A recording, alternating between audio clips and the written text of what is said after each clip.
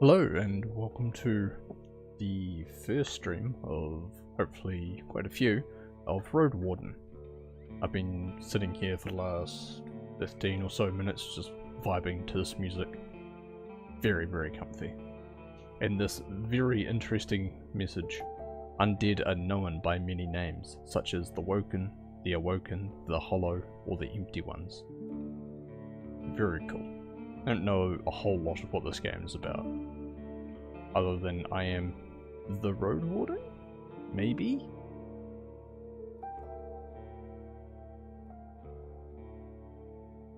I don't think I need to change anything in the settings.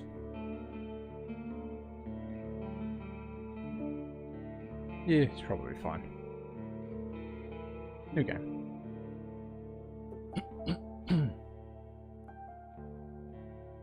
Everyone knows to stay away from the wilderness. Most people would never risk a lonely journey. Roadwardens not only accept this struggle, they embrace it. They deliver messages, assist merchants, burn human corpses, and, if possible, get rid of the beasts and highwaymen. They live on the road, die young, or retire early. It's a dangerous job, but a respectable one, and it pays well. Leave the safety of the city walls. Please select the difficulty mode. Choice can't be altered later on. Let's go with standard.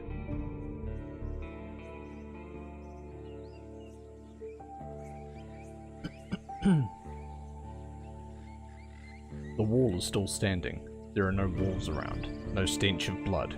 Good signs. It should be the place you're looking for. You were supposed to meet with a group of soldiers, but you hear no voices, no sounds of labour. The gate is ajar, but the camp isn't safe. It may keep away the goblins and peddlers, but not beast folk, nor trolls. And the night is near. Your palfrey breathes heavily. It had a long day. I need to look around cautiously. Considering the noise, you doubt that anyone noticed the clatter of hooves. The short dry grasses barely cover the arid soil of this valley, but you're maybe a minute away from the edge of the sparse woods, which get denser as they climb up the hills. At best, this trail has a few more years before getting overgrown for good. Hard to believe it's the only route north. Act with purpose. Get off the horse and enter the camp briskly. Your heavy boots hit the ground, and the pain of a long ride finally catches up with you. You stretch out, bringing your back and legs comfort. All you want now is a table, a decent chair, a nice mug of beer, and some warm stew. With any luck, your axe won't be needed here. Take care of yourself. If you're exhausted, some actions won't be available to you. The weaker you are, the higher the chance you'll die in combat. Okay, so that's vitality. And that's the time. I approach the gate, ready to walk in. If it's a military camp, it doesn't look the part. I'm going to lower the music just slightly.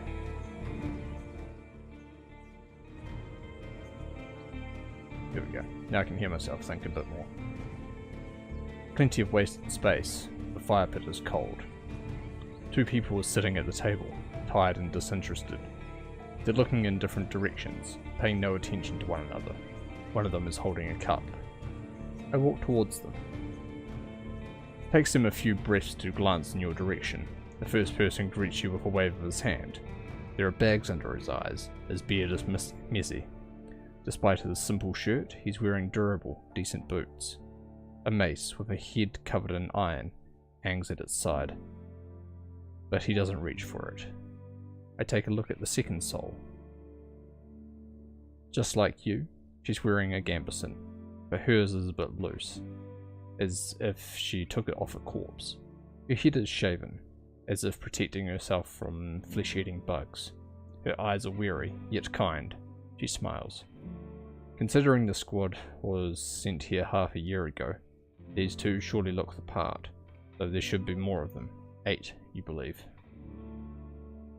Let them speak first.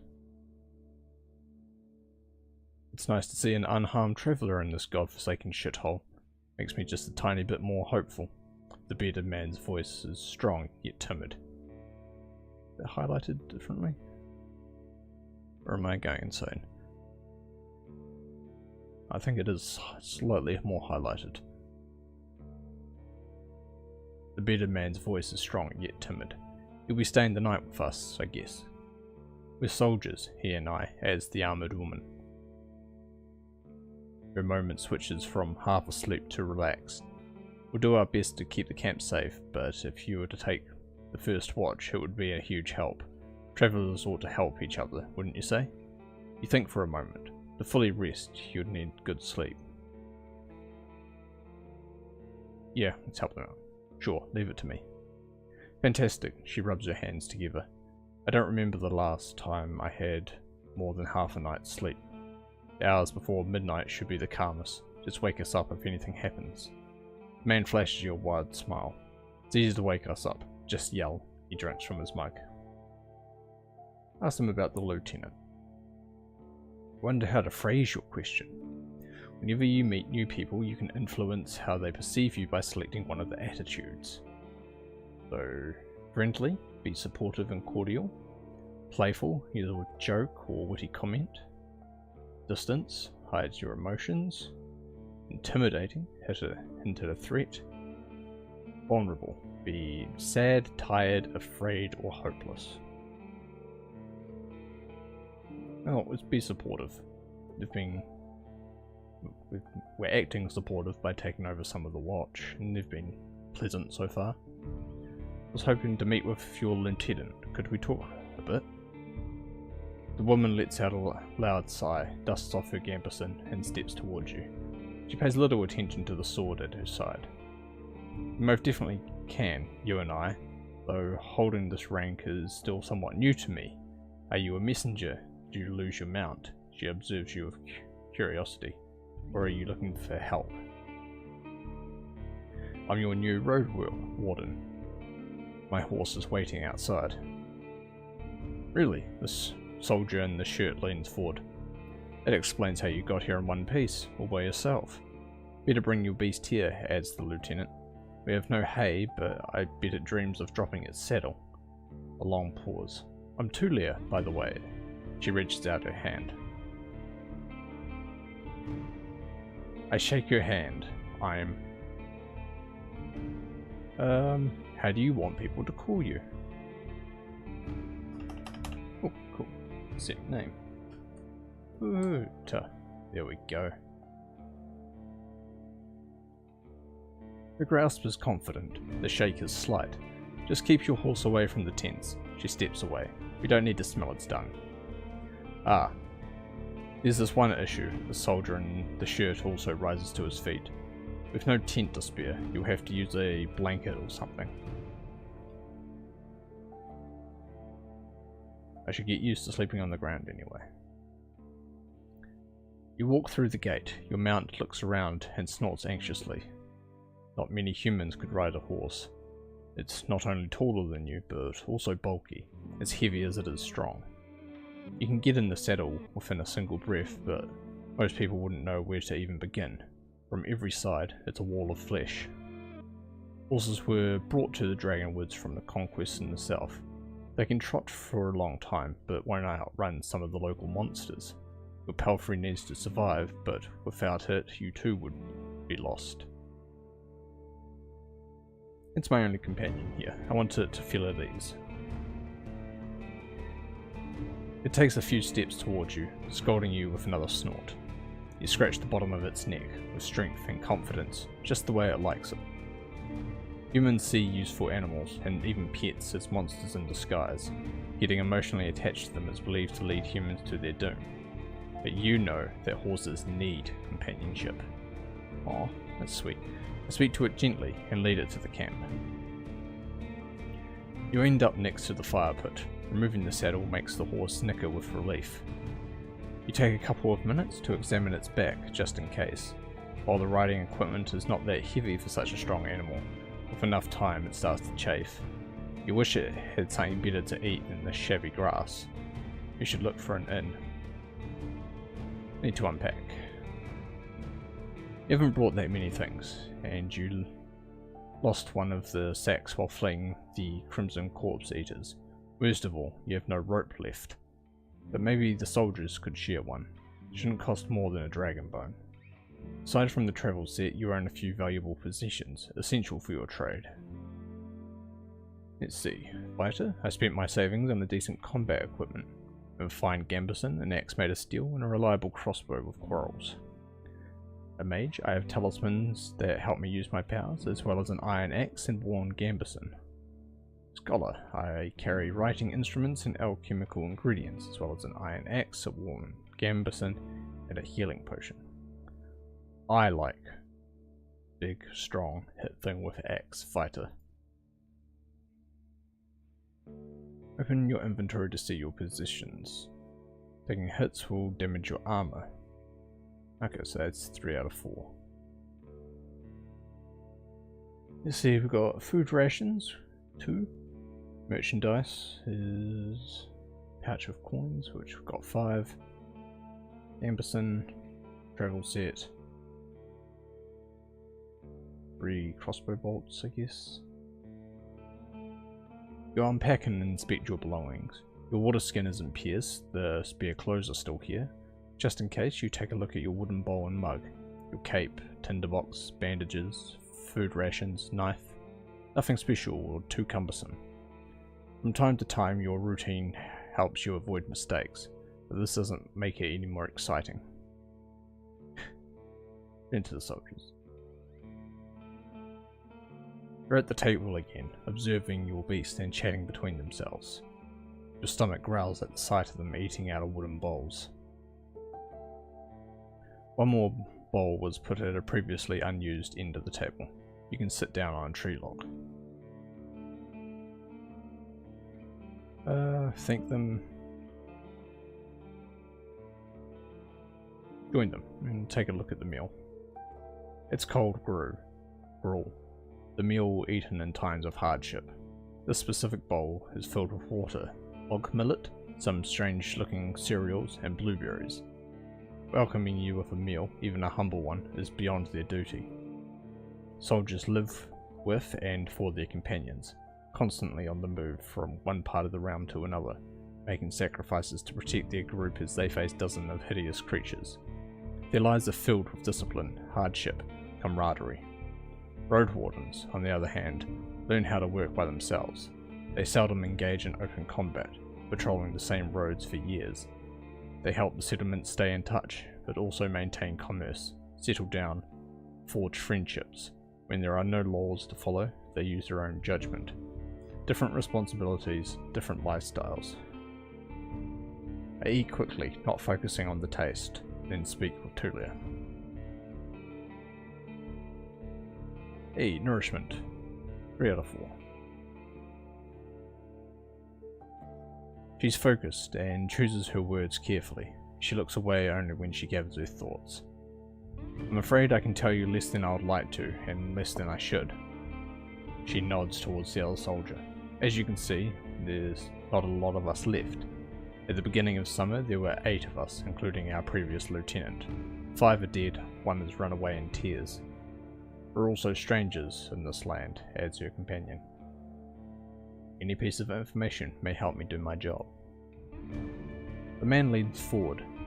His legs shake nervously. He sounds like a kid asking a bard to sing one more story. Tell a joke or do a magic trick.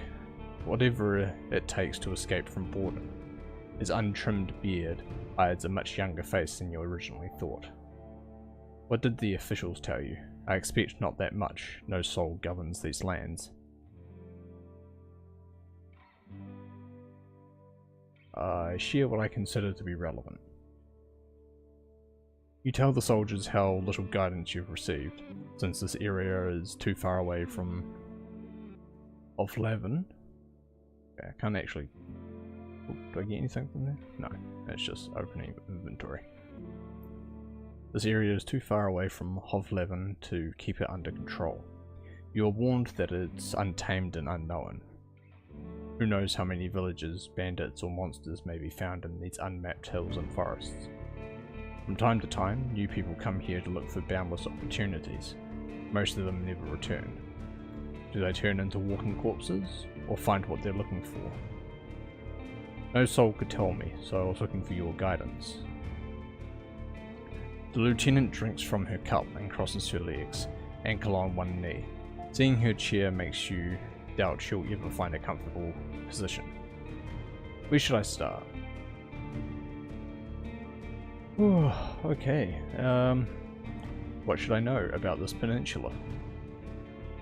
I'll tell you what I know, and you'll be the judge, says the lieutenant. How long did it take you to get here from the city? On a pretty decent palfrey. I would guess it would be 3-4 days? When you confirm, she continues. From here, you can reach the coast in about 1 day, as long as you don't make any stops. Do you know the situation? Why no ships can get here? You nod. The sea route allows Hovland officials to keep in touch with the coastal villages, collect taxes, move the soldiers, collect lumber, deliver tools. But maintaining order on a wild coast, such as this one, like filling the ocean depths with coins. Because of the rocks, you can hardly stop a ship 5 miles from the shore, and boats can't get much closer. She nods. I don't know much about fishing, but there's not that many people living by the shore, and they don't crave to stay in touch with the city folk. As she pauses, her companion carries on. No soul from the north ever came to the camp. But when we travel to the roadside inn, hell to the north, they're happy to trade, and to play dice. Why not just stay at one of the settlements? The man clears his throat. I mean, you know, we're to guard this road, this camp is our post, and, well, he turns towards Tulia. She lowers her voice. Don't take it the wrong way, Buta, but are you a devout soul? Like most city folk?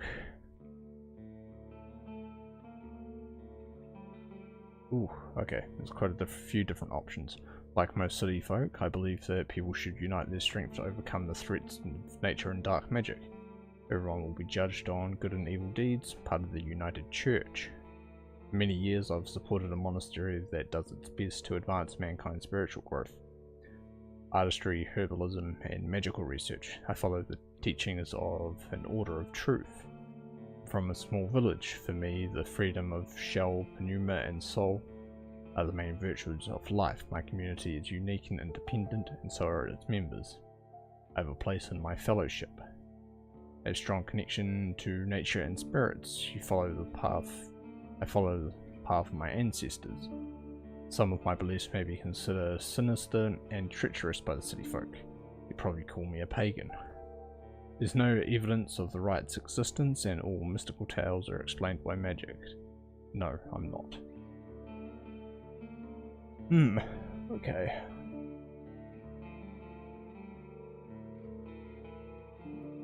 I do like the first one, part of the United Church. A fellow unite, the man smiles, though in this land it won't bring you much good. At least we can discuss the topic freely, as the lieutenant with a barely visible smile. I figured that was the case. He seemed like a city slicker, so to speak, and I'm guessing the smaller villages have more pagan beliefs. Let's get into it. The people here are disquieting. Every few words she taps the table with her finger. Their traditions won't help them negotiate with the officials. Yeah, she starts to draw lines with her index finger as she's pointing at an invisible map. The peninsula is connected with roads, like a big circle. In the northwest, you'll find a weird village at a bog. Not exactly pagan, I don't think. It even has a priest who claims to be an eremite. You nod. She means a fellowship. They do crazy shit, her companion chips in. They use the dead to cut down trees and dig in soil. Once I saw it, I begged to never return there. I see. You've heard tales such as this one since you were a child. If an isolated settlement manages to survive without a city's influence, its customs and traditions grow more and more alien. Every generation learns how to adapt to the dangerous conditions they conditions they have to deal with, and the rustic pagan traditions muddy their river of faith. The United Church often warns its members about the crazy druids, necromancers, and blood mages, the bringer of doom, the traitors to humankind. Were you able to speak with these necromancers? You can see why we were not eager to go there if we could avoid it, the lieutenant chuckles. Maybe they'll be more welcoming to a road warden. The roads are dangerous, with little to no shelters. People need your help. The man in the shirt turns a bit and points a finger to the northwest. You're heading to the undead village. You'll get to an inn first and soon. Tulia nods. Hell to the north is a safe place. You can talk with the innkeep or the guards, ask them about the road. Okay, how about the east? She stares off across the camp. Hard to tell. We went there only once. There are hills, forests, rivers. We saw a tunnel sculpted in leaves and branches, but we didn't enter it. Wilderness all around. Any monsters worth mentioning? Anything that could catch my mount? We saw all sorts of beasts. The man started to count on his fingers. Goblins, treants, cats large and small, runners, howlers, wolves, spiked boars, mufflon eaters, griffins, but we managed to stay away. Some could catch up with most mounts. Tulia glances at her companion. Although a palfrey should be fine, the trees are so tall that flying creatures keep to the coast and mountains. There's not many humans around, and the animals are busy fighting among themselves. They fight more for food than territory. The soldier cracks his knuckles. Don't provoke them and ride fast, just count on luck. That's all I need to know. She nods. Afraid we can't do more for you. What happened to the previous road warden? Tulia takes a deep breath. Aren't you a bit late for a rescue mission? We haven't heard from him for almost half a year. The soldiers speak for a bit between themselves, trying to get their story straight. They confirmed that he stopped by their camp a few times, but stopped showing up ill in early summer. The bearded soldier starts to scratch the table with the tip of his knife, without looking at you. I don't remember his voice, always busy, drowning in things to take care of. He would sit somewhere, sharpen his sword, fix his loud mail, clean clothes, write notes on that wax tablet of his. Yep, and leave at dawn. Unlike us, Asterion never gets bored. Tulia lets out a joyless chuckle. He's secretive, but some of the locals speak about him warmly. Maybe he just doesn't like us. Sounds like you're not sure if he's dead or not. If anyone knows, they won't tell us. Maybe someone is keeping him in the basement. The man carves with passion. We haven't seen him or his Saurian. Something ate them, I bet. The officials have hired you, right? They don't expect him to return. Richer road wardens often use four-legged, meat-eating saurians as their mounts. They have to be tamed and trained since they're hatching, but unlike horses, they can easily defend themselves from many monsters. At least your palfrey is fast and reliable, and won't suddenly sink its teeth into an innocent passerby. Do you know what he was looking for? Maybe he left you a message? Neither one of us had any insight into his dealings, said Tulia. My predecessor left me no clues. We also took a look at Asterian's stuff. Wait, she opens her open palm. I almost forgot. She stands up and heads to a nearby tent. He has kids in a village near Hovleven. I was planning to take all his things there. A pouch, a second spear, a decent bow, some potions, quite a treasure. She glances at you. But I would much prefer to bring them the truth about their father. Do you want me to find out what happened to him in exchange for his stuff? Here's the catch. She dusts off the hilt of her sword. We've hired a messenger to ask the commanders for further orders. Since she hasn't returned and you know nothing about her, she either ran away or something happened to her. She sighs with resignation. We're meant to stay here until fall. What do you think? Come see us. Tell us what you've learned about the man, and we'll get back to Hovelin together. You think about your real mission. You're planning to return to Hovelin in the early fall anyway. If he's alive, I don't think he's going to be happy about me taking away all its possessions. True, but he's considered dead. I doubt he'll begrudge you anything, and who knows, you may just find his shell lying on the roadside tomorrow. He wears mail, uses a spear, mostly. Maybe 5 feet tall, but stout. Long red beard, short hair, pale face, really smiles. She glances at her companion, but after, he adds nothing. She sits down and stretches out her legs. To find out what happened to him. Dead, alive, left. Just let me know. Do you have a spear rope? You're in luck. She heads towards one of the crates and moves aside a large linen sack, revealing a rope. She brings it back and nonchalantly sits down on her chair. Take it. I was planning to leave it behind.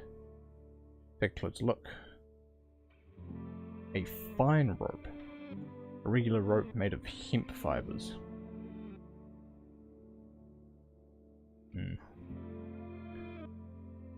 Don't want to offer food in return because it's kind of low on rations, so to speak, but I'll buy it for 0 gold. Tulia nods. For now, you leave the rope on the table.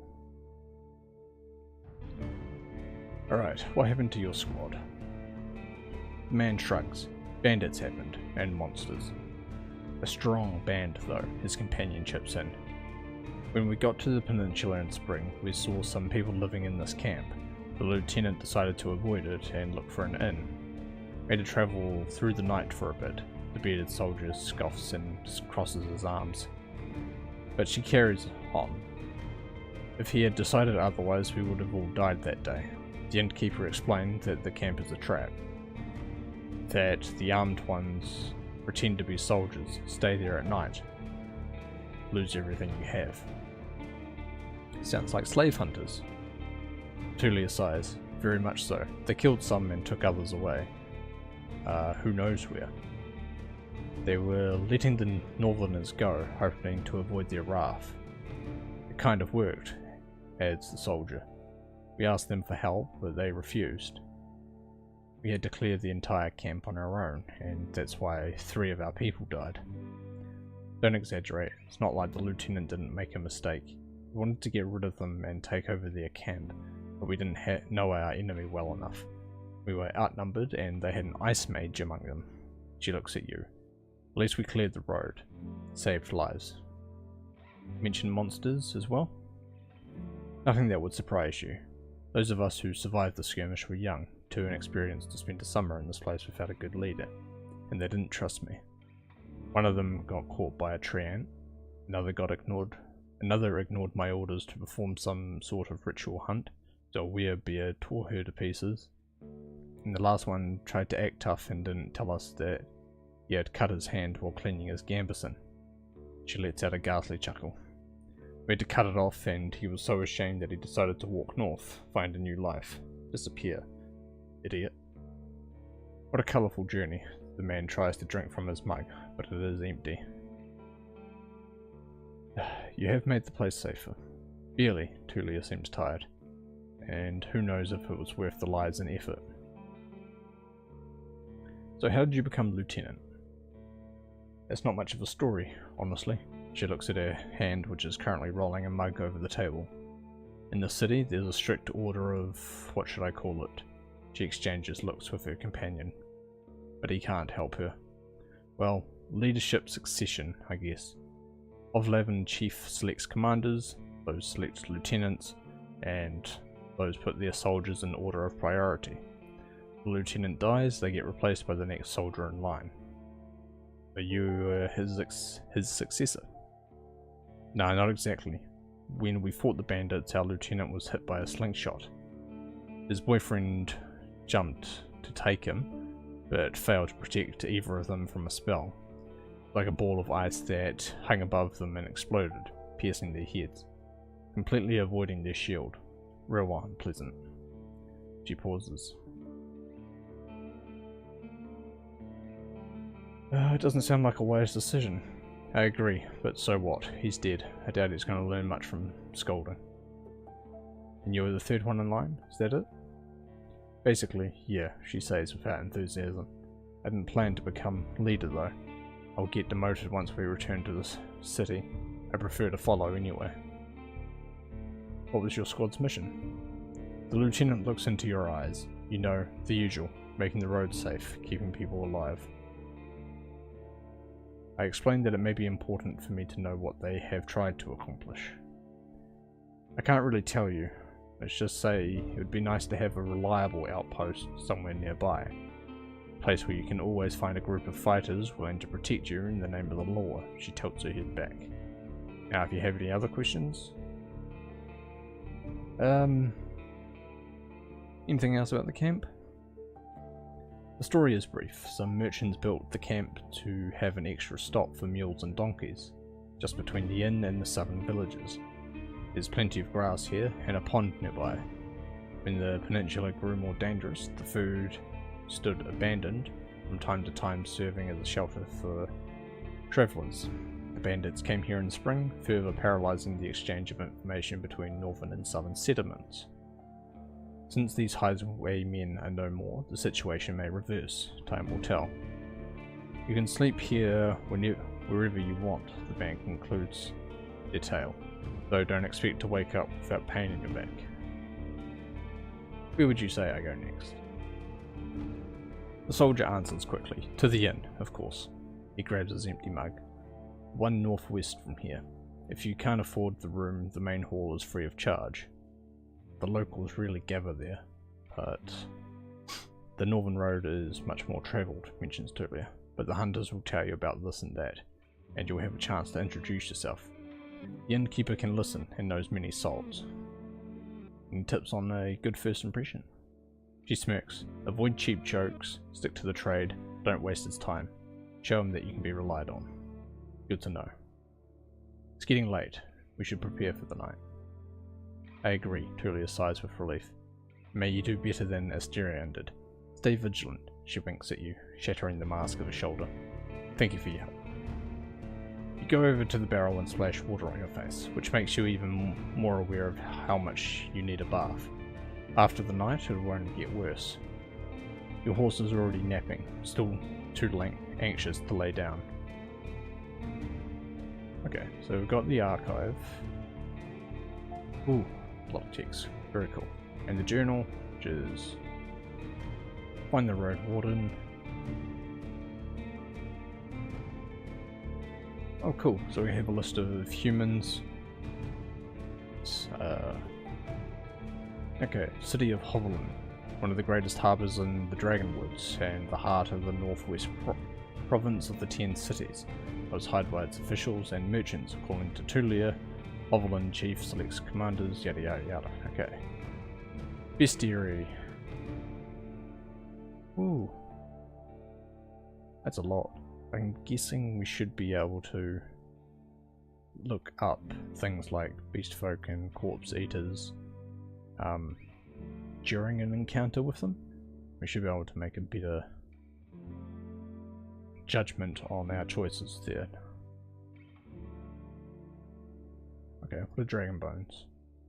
Also known as coins. Dragons or bone dragons. Okay. Wow, there's a lot here. To save real quick. Here we go. I prepare for my watch. The soldier in the shirt is eager to guide you. Just observe the area. There's plenty of griffins around, though they won't try to jump over the palisade. Probably. Better watch out for the apes. They climb up and carry out any food they can find. And there's this one really loud were elk that keeps smelling the wall, though it has never tried to get in. He points at the gate. The lieutenant and I will block the entrances. They're quite heavy, so if anyone comes here looking for shelter, better call us to help you out. And if this someone is being chased by wolves or anything, better throw them the rope instead. He scratches his head. If it gets cold, feel free to make a fire.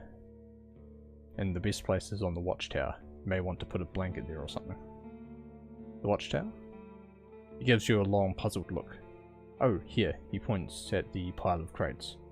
Just climb on the tallest one, you have a great view at the northern side, the more dangerous side. And also, I know you're tired after all that riding, he points at the tent on the other side of the camp.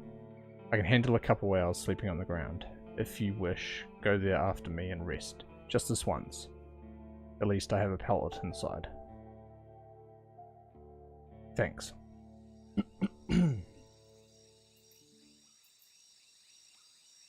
You put your blanket on the tallest crate and sit down. The night is warm, but the sporadic summer breeze brings gentle refreshment from time to time. From time to time your back aches, and you have to force yourself to keep your eyes open.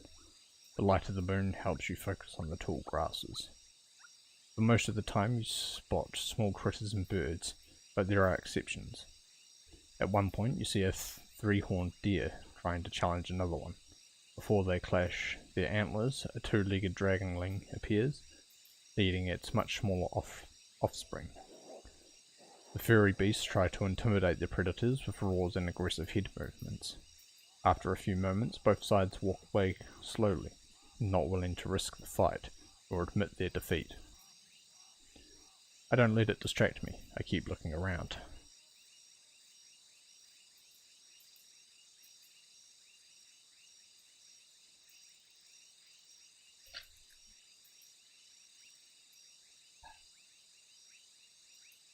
Hear the death screams of distant prey and the mating calls of monkeys. Runners are chasing a grey hare. A group of musk oxen lazily chew on the grass, preparing themselves to sleep. A dusk fox is running together with a lynx, making playful screeches. Thankfully, you never have to intervene. You just sit there, watching the not-so-distant forest, trying to outlast your sleepiness. You can only guess how much time has passed. Once you feel you've had enough, you climb down and go to a tent, waking up the bearded man with just a couple of words. You confirm that nothing important has happened. I gather my things and squeeze into the tent. I use my bag as a pillow, put my blanket on the pallet, and cover myself with my cloak. Sleeping in a tent is not the stuff of dreams, but it's a much welcomed rest. The pallet keeps the cold soil away. The moonlight saves the outside world from the eerie gloom. You listen to your own breath and find a comfortable position. Your job starts tomorrow. I focus on the real goal of my journey. The Merchant Guild wants to take control of this realm. Your wardening duties are secondary. First and foremost, you need to explore the peninsula, learn about the territory, resources and threats, get to know the locals, and, if you can, convince them to consider negotiations with the Hovlagan officials and traders. Could the tribes resist the soldiers, or be a threat to the priests of United Church? Are there any forbidden practices that need to be eradicated, such as blood magic, necromancy, robbery, or slavery? At least I have time, 40 days to be exact.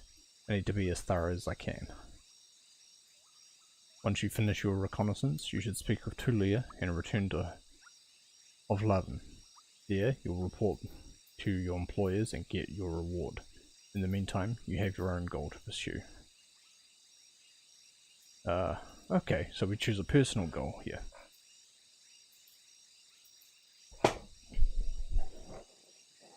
Let's see.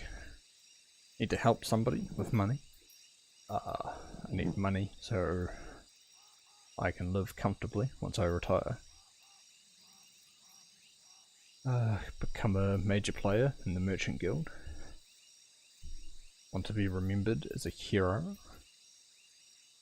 Just want to help people, make this region feel safer. I need to find a new life for myself. I have a difficult past and I want it to be forgotten. Kinda tempted to just close my eyes and choose randomly.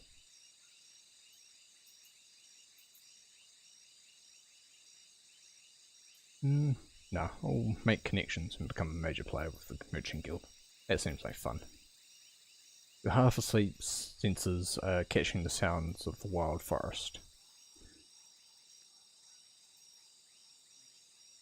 Your instincts keep you alert and anxious, though the pleasant, humid late summer air evens it out slowly. You're thinking about your goal, but can't sleep during. Yes, okay, go away. You're thinking about your goal, but you need to gather strength. All you can do now is rest. Sleep. You can spend the night in a borrowed tent. It's nothing special, but it will protect you from the wind and rain, and the ground won't be painfully hard or cold. I'm not gaining any health from it. Losing one.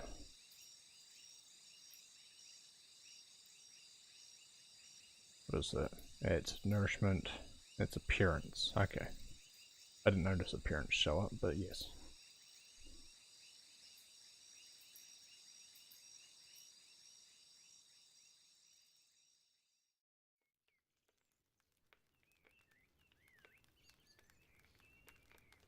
You're woken up by sunlight, well rested and ready. Without haste, you gather your things. Only after a couple of breaths, you notice a weird smell, like a roast. No, burning meat. Burning, rotten meat. Disgust crawls into your consciousness. You exit the tent. Your horse is looking around nervously. Your bags are where you had left them. You see an open gate. I'm just going to close the window real quick. I'll be back in just a moment.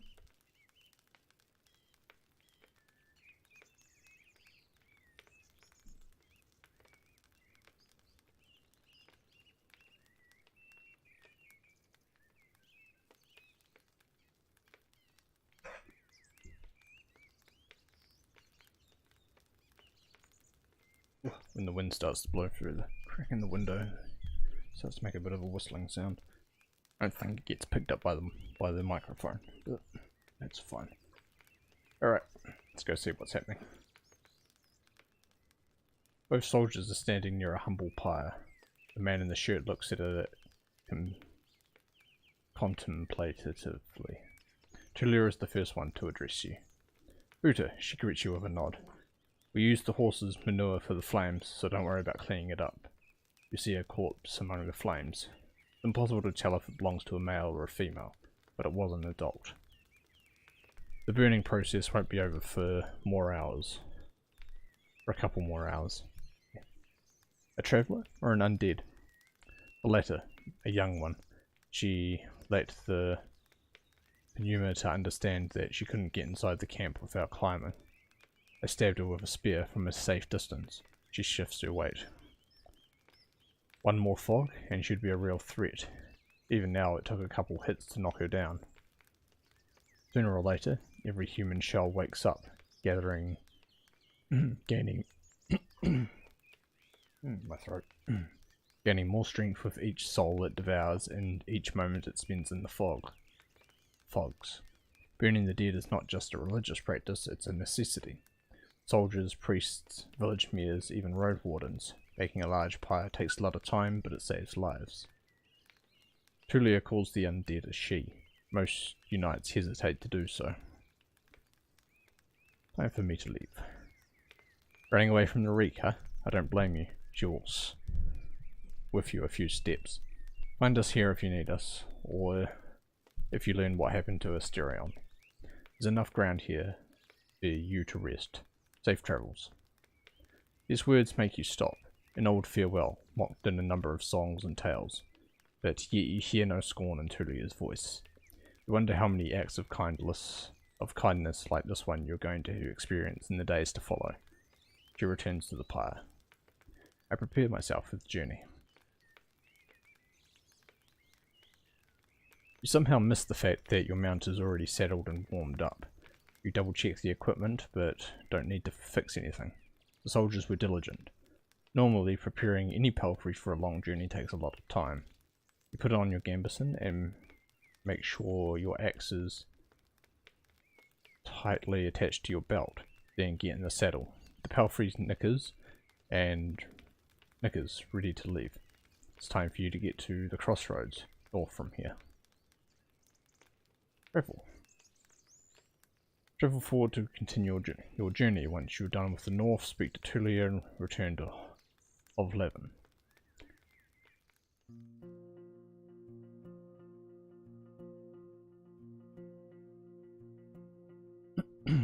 Even at a later hour, you wouldn't expect to meet any travellers in the valley. The warm summer breeze lures your mount forward, but the serene chirping of birds is quickly replaced by the distracting screeches and gurgles coming from further down the path. You soon find the pack of four-legged griffins. They're larger than foxes and merge the features of birds and furred beasts. Each one is of a different size, coat and colours, and their temperaments are just as varied. Their fronts are covered with vivid feathers, making their rears have darker fur. Their wings are massive, making them impressive jumpers, but they're too heavy to fly. About 24 beasts are yelling, brawling and chasing each other around, blocking your path. Okay, so if we go to the journal and the bestiary, look at griffins, what do we know about them? The scrub griffins are four-legged omnivores larger than a fox that merge features of furry critters and birds. The front parts of their shells are covered with vivid feathers, while their rears have darker furs. They're good to jump. The noble ones are rare and especially valued in villages across the Dragonwoods. They can be as large as a horse and taught to protect homes, as long as they're well fed. Okay, so it looks like we're summoning up what we already know.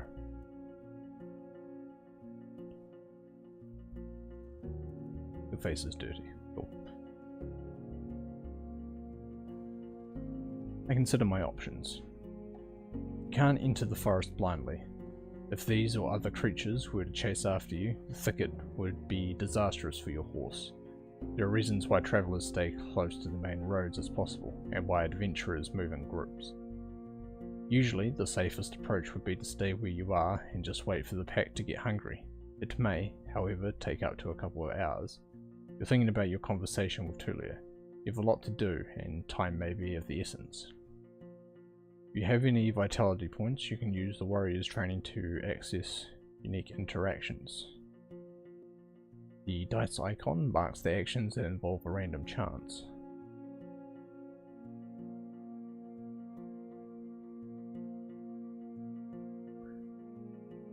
Okay, let's see. I take my axe and hurry the horse. If we ride fast enough, we should be fine. I should stay here, better safe than sorry. Grab my crossbow, a light hit should be enough to make them scatter.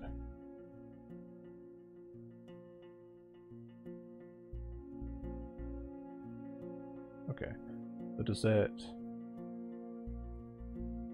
Getting through them should be easy enough.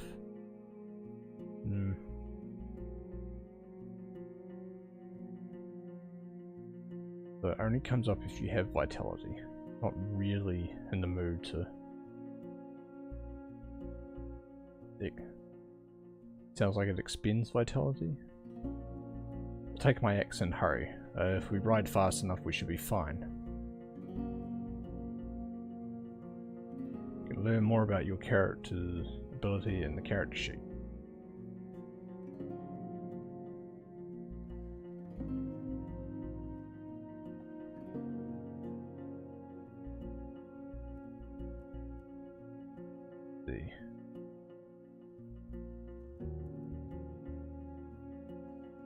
Okay. Lies, sewing experience, gambling experience. Okay. Bunch of stuff there. Initially, your horse completely trusts your guidance, though after a few more steps it snorts. You prepare your axe and get ready to push away any griffin willing to jump on you. Once you get in the middle of the surprised herd, your mount squeals and gallops forward. The creatures in front of you flee, but others try to jump at you from both sides. You kick two of them away, but the third one does scratch your leg. It hurts, though only a bit. You ride away, the griffins can't keep up. You still hear their screeches when your mount slows down. Once I get to a safer spot, I stop to clean and bandage the wound. Okay, I did take some damage there.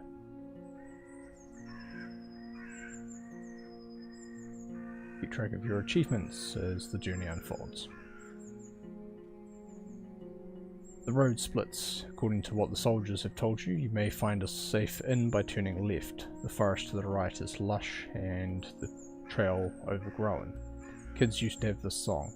How did it go? The harshest pathway leads to the dragon's lair.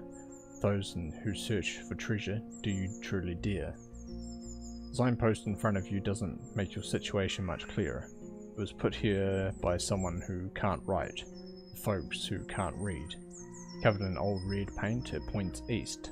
Blood there, as people say. Danger to be found. There's not a soul to ask for guidance.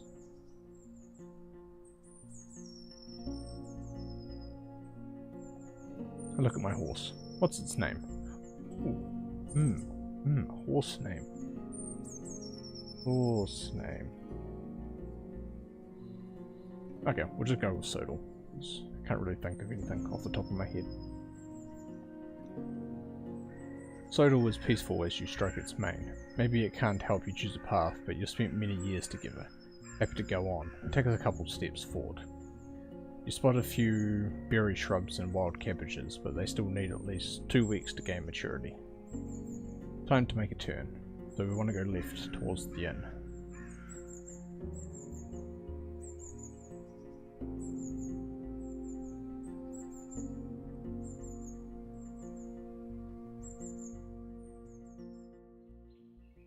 Sodal trots with ease, unbothered by the few branches covering the beaten road.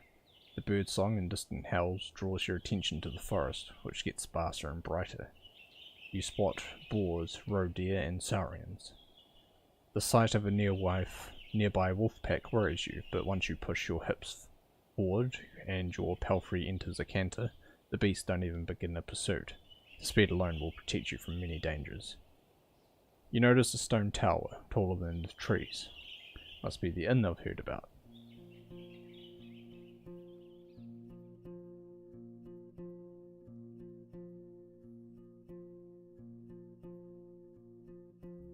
Inns like this one fit the regions travelled by merchants, but you wouldn't expect a place of this size in a forsaken peninsula.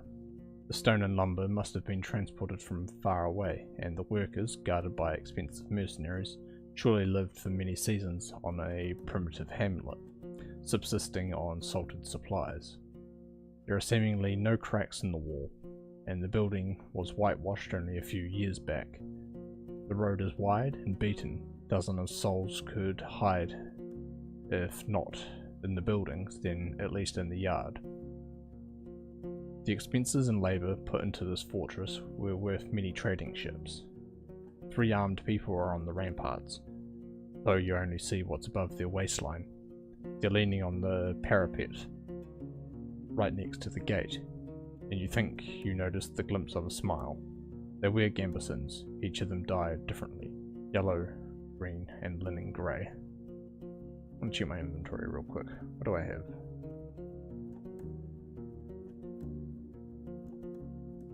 Food rations, travel set, crossbow, gambeson, food rations.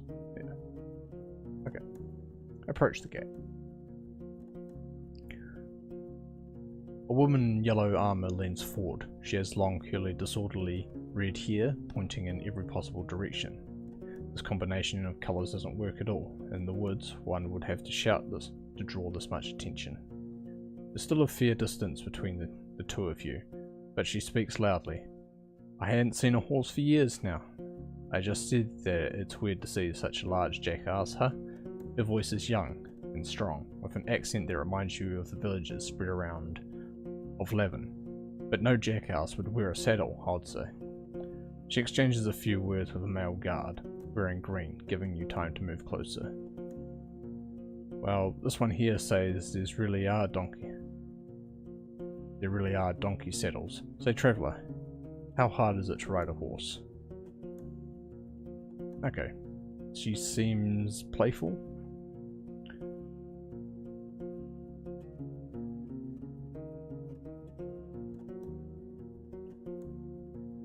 I laugh. You wouldn't believe it, the lessons were a pain. You get off your horse and imitate the silly walk from the day that followed your first long journey, when your whole shell was crying. You illustrate the pain as you move your hand from your back to the hips, then thighs. In return, the guards tell you about that time when they had to carry their friend with bitten off legs for 3 days straight, through the heart of the woods. Meanwhile, the other guards open the gate. You may be in a good mood, the woman in yellow jacket smiles. But don't get so noisy when you talk to our boss. The man never smiles. He has the world's suffering sculpted on his face. She leads you under the roof, under which your palfrey can rest, tethered with a cord to a wooden post, near some old hay. Once you're ready, go inside, speak with our boss. Maybe you're hungry? The other guards take care of various chores. They peek at your mount every now and then, as they're splitting firewood, cleaning their clothes, weeding the garden patches, and moving chairs. Two of them are making a rope. You head towards the inn, hearing the piercing scream of a boar from the other side of the yard. Open the door.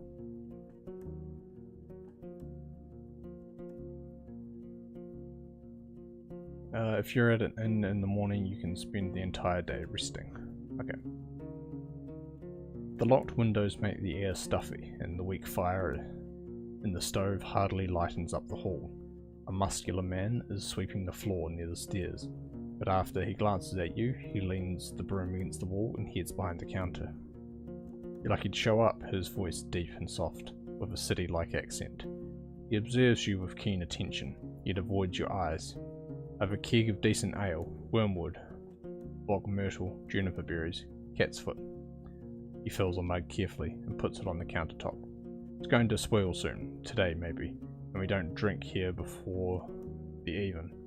Hate to see the good stuff going to waste. The skin is dark, almost purple, rare even among the southern tribes, and his hair is naturally bluish. The clothes are quite fancy for manual labour. The elegant tunic wouldn't stand out in the city square. Stand at the counter. The planks let out a creak after every step you make, so you slow down a bit. You can swear that the innkeeper made little to no noise. Here you go, he pushes the mug towards you. But just so you know, my pelt of the north doesn't belong to Hovlaven.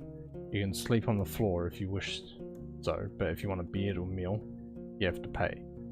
You may have some leftovers from dinner, but I'll need to check.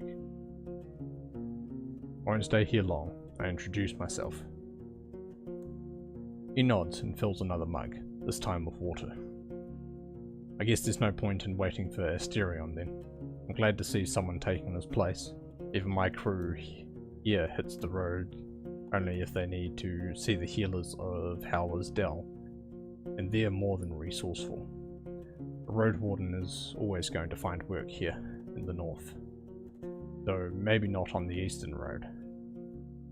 He takes a mouthful of water and drinks it with a pleased sigh. There are no guests here at this time, or hardly ever. I can take a short break. For a brief moment, he meets your eyes.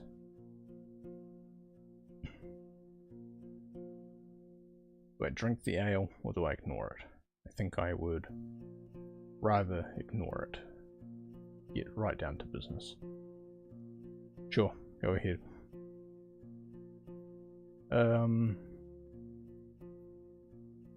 What do you have for sale? I can go pick up a few things for you. Some food for your travels to start with. Apples, nuts, sausages. Not too many at once. We need to maintain our supplies. Got an elk fur I don't need. Its buyer was caught by a pack of red wolves. Nice for a sleeping spot, just as nice for a wall. An almost untouched bowl of soap, priceless for a traveller. You can't tell if he's being sarcastic. Made of fine oak cash, strong, though you would have some better supplies before you start your own bathhouse. After you mention you'd like something more useful on these roads, he looks down. I don't have any blades or armour to spare, but if you pay well, you can take one of our crossbows and a bunch of quarrels. A yew bow, wool cords, and the trigger need just a little bit of oil. It's as good as you can get without soaking it in magic. Takes a bit of muscle to draw, but even a 16-year-old could handle it. Won't sell it cheap. I'm ready to give a discount to a helpful ally. Let me take a look. 3 filling meals on the rations.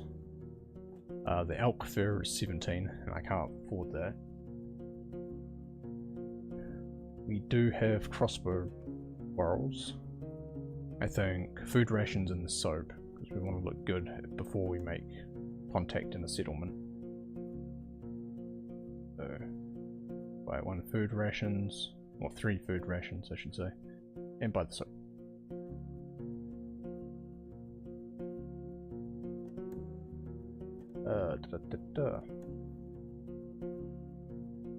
I'm looking for Asterion, previous Roadwarden.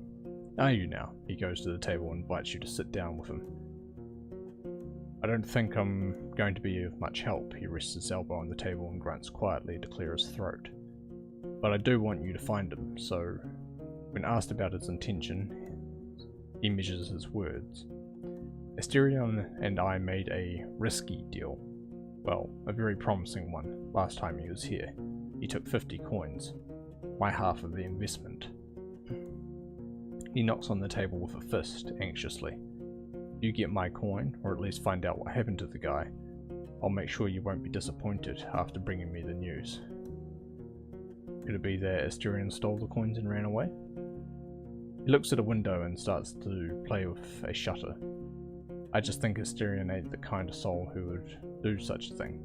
For him, it wasn't much of a fortune, and I'd risk saying he had earned my trust. Not only mine, you know. It's easy for a road warden to make connections. He always had places to go, things to take care of. He rubs the table with his thumb, as if trying to clean an invisible stain. I've asked travellers. I've sent a couple of my pals to find him. No real news. I know he stayed in White Marshes for a day, and was meant to do something for the people there. It's a village in the northwest. Just stay on the main road until you reach the bogs, and enter them. You may get there before dusk. So let me know once you find anything, and we may yet return to this whole investment thing. I'll think about it. What can you tell me about the peninsula? What could anyone say? This place doesn't even have a name. Unless there's an old book in an archive that no soul knows about. You know what I would call everything from here to the coast? The hunting ground. He glances at your eyes. But it's not us who hunt. Keep that in heart. But the beasts in all shapes and forms. His words gain confidence slowly, which is strengthened by his deep voice. I've lived in this inn for over 10 years now, and I've only seen a couple of roads, a couple of places. It's just, once you get here and see how harsh it is to hit the road, you have only more reasons to stay at the warm stove, behind a wall, even if it's suffocating. He looks towards the windows. I'm sure you've heard a lot already, that the people don't build hamlets anymore. There are no more ibexes from the south, and the traders stay only for a few days. All our iron is used for cauldrons, not swords or tools. It's going to take a quick break. Back in just a moment.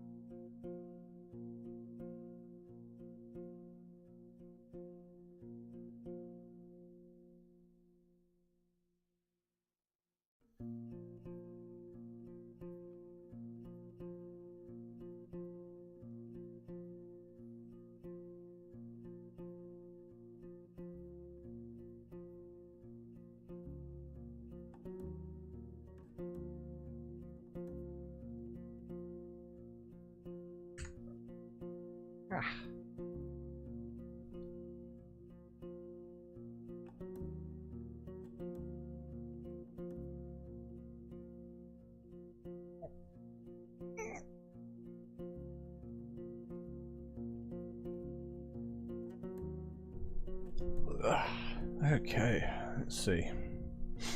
What will I find travelling west, since that seems to be the way I'm going? Well, there are hills nearby. Then you'll find a village, maybe an hour away from here. It was destroyed by beasts almost a decade ago. Nothing to see there. The goblins live there now, so most people just travel around it. And they say it's haunted, but who knows, who cares? He crosses his arms and starts to sway back and forth, gathering his thoughts. You'll get to a large tree on the edge of the swamp. For the locals, it's sacred. You're not used to hearing someone mentioning pagans as if there's nothing unusual about them. There's a small path south, which leads to an old mine in the mountains. Nothing to find there, but keep riding north and you'll find Howler's Dell. Set at a clean brook. Farmers live there, and they're Mufflins and druids.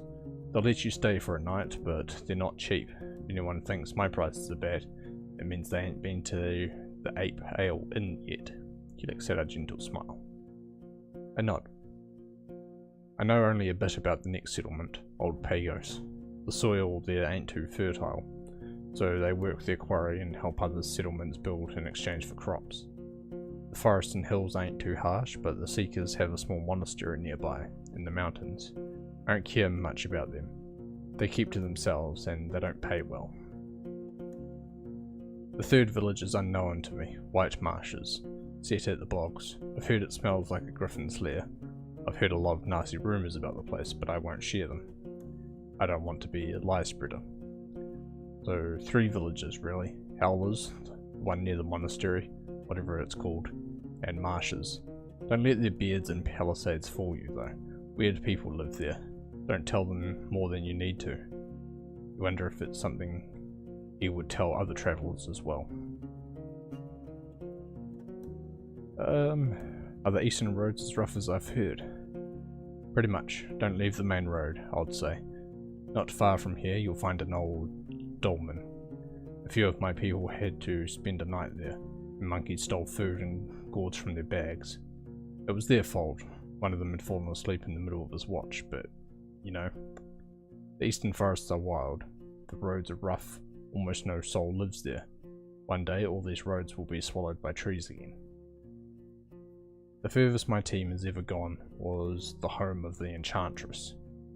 Just stay on track until you reach the crossroad right near the abandoned watchtower. From there, turn east. You'll recognize the place. It's a nice home in a lonely meadow, surrounded by a wall. He looks towards the closed window, then at you again. Kind of like our walls, but simpler, without coating. She lives as a hermit, Eudocia. I don't even know how she survives there, but if you don't have decent coin, you won't find much there. So back to the crossroads. If you turn left instead, you'll see a road. People stay away from it. It connects the tower and the monastery. A shortcut between the two sides of the peninsula. I was warned by locals not to use it. It already belongs to the beasts. Have you ever been to the northern coast? I only know a bit about another inn. It's far from here, maybe a day on foot, a bit less on the eastern side. His eyes once again close, once again focus on the floor. I've never been there, but I've heard it's a safe place, close to villages of fishers and hunters, though I don't know much about them. That's all I need.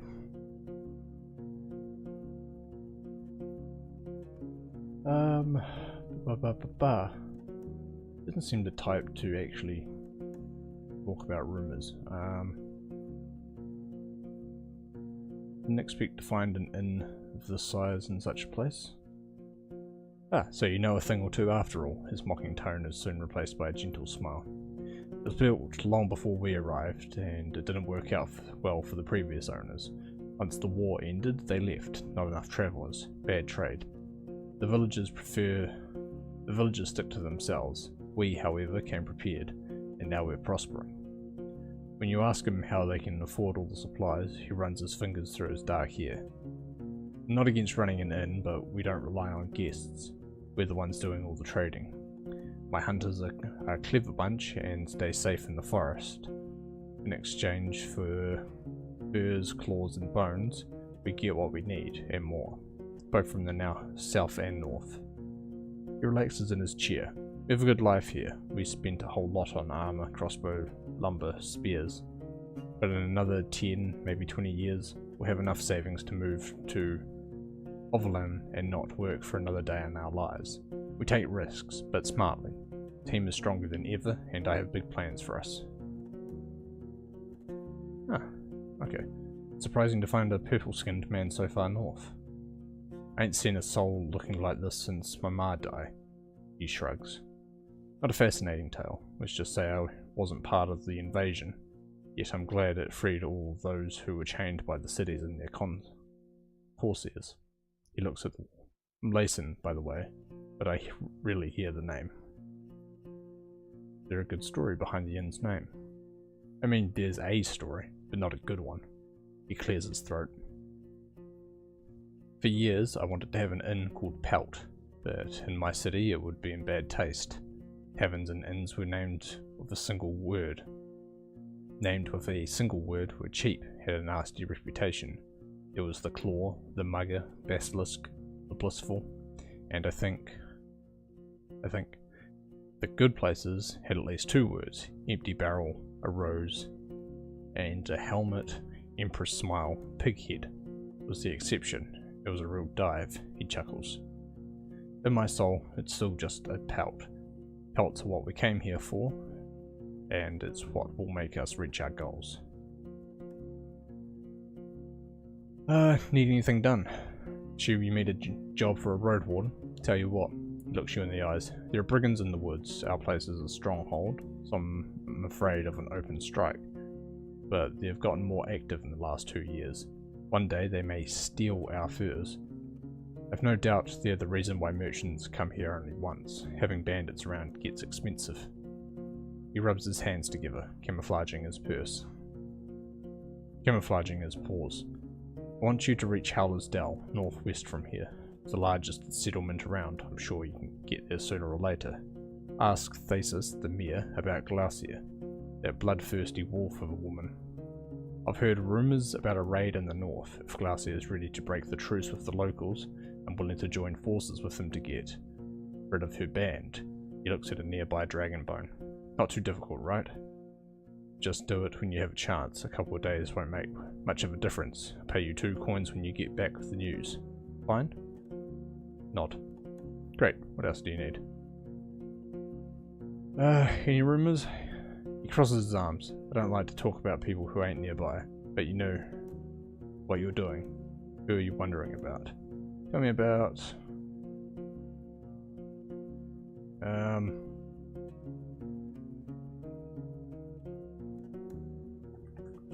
Asterion. You actually have to know the name. Well, not a large man, though broad-shouldered, red head and beard. I don't know what to say. He raises a muscled arm to place a hand on his head. He was a fine fellow, but I doubt he's alive. He always tried to stay away from things, let's say. People knew him, but he didn't really have allies. Maybe the locals know what happened to him, yet decided not to help him, or they wanted to get rid of him. He leans forward, looks at his boots. Asterion was a fine man, a quiet one, but not dumb. He aided me many times, not for free, of course. And when he couldn't finish the job, it was for damn good reasons. And you know what? He looks you in the eyes. He was scrupulous, patient. I'd be shocked if he died because of some mistake of his. Maybe the bandits got to him. Why not?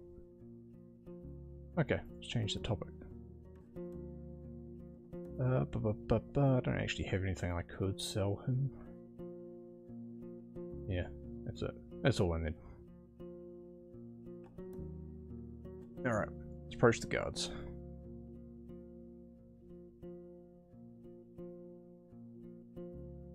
The woman in yellow armor is kneeling next to a brown hairy boar, which is resting on its side. The beast is not as large as the dark ones from the forest. It responds to the touch of the human's hand and brush with grateful grunting and rapid twitches of a hind hoof. No matter how friendly it appears, it's still tethered to the well, and you have no doubts that its charge would leave Sodal dead in a breath. When the woman notices you, she steps forward, to the boar's disappointment. So, the new Roadwarden, she points at a window with her chin, forestalling the question. We don't need anything now, but when we travel with our furs, we can use some assistance. She may be around 30, but her warm voice and bright smile are camouflaging the touch of time on her unpowdered face. Like many red-haired people with freckles, her skin is unhealthily pale. The boar runs up to her, observing your boots and fruitlessly sniffing for food beneath the beaten ground. She pats it back, but maintains her focus. How about a game or two? We have a bit of time and can talk about this and that. Maybe you'll get a couple of coins, or lose one. She winks. We could play dice or throw axes at our target. Okay, hang on. Axe throwing sounds like something a warrior would be decent at.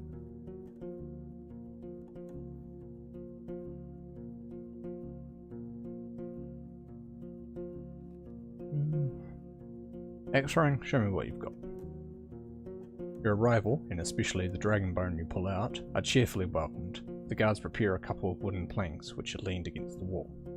There are also spectators, and you're told that other hunters are either sleeping or have duty on the tower.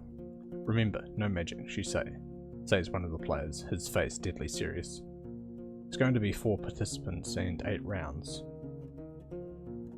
You aim at the target, drawn with charcoal. The person whose axe lands the closest to the centre of the circle gets a point. Axes that fail to stay in the plank don't count.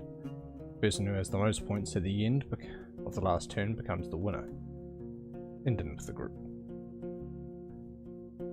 You talk a lot, but also don't say much. You share casual jokes, memories, and views on luck and optimal strategies. Sodal and Tulia's camp are also brought up, but when you ask about the roads or locals, their stories are vague.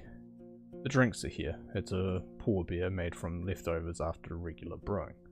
It's cold, sweet, and doesn't reach your head, but you try to avoid the smell.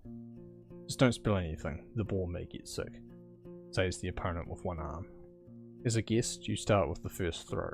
Your axe flies well, hitting the very middle of the painted target, and piercing the plank with a pleasant thud, which makes it really difficult for the other players to outperform you. A minute later, you've won the first round, but you can't expect to be that lucky every time. I've trained in axe throwing for years, I've got this. After getting your 4th point, the other players nod with respect. Quite a score, you hear from the guard in yellow armour as she hands you your dragon bones. The other participants carry away the remaining planks. Have you ever been to the heart of the woods? We sometimes hunt south from here. There are good hunting grounds in the western half. The second one is too overgrown. Maybe it's the soil there? She shrugs, then moves the hair away from her forehead. But it's a risky spot. There are tree ants there, and wolves, even the furless ones. And if you have to go through the tall grasses, watch out for what's on the ground. There ain't many archers in the trees. She smiles, as if it's a joke. But there are all too many worms, even larger than water leech. How about yourself? Oh, what was that? After a brief giggle, her voice gets cold and serious. Nah, Roadwarden, we use names and stories among friends. You ain't one. Don't make me tempt curses. Okay. That's fine. Get over to the armourer. You walk past the well and find a small open shed, not unlike the stable, but with a humble set of table, carving tools, hammers, sharpening stones, pincers, knives, and other tools. As long as something can be solved by brute force, this place will find a way to do so. There are 2 people sitting on a long bench. First one is a male with maybe inch-long hair, cleanly shaven face, a thin, long, yellow tunic, bare legs, and sandals. He ignores your presence, sewing a gambeson with great concentration. The second person is a boy, maybe 15, who's wearing the crude outfit of a farmer. He glances at you, but soon returns to sharpening a long dagger. Greetings. The man raises his head, but it is the boy who speaks, focused on his task. He ain't talking. Tell him what it is you need. The man smiles in confirmation, looks at the piece of garment in his hands, then looks around, shrugs, and returns to you with an raised eyebrow.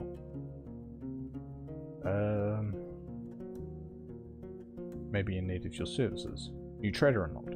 He nods, points at the laces in front of your jacket, raises his clenched fingers to his shoulder, then gently spreads and lowers them, as if he's taking off a robe. You follow his command and allow him to properly inspect your gambeson.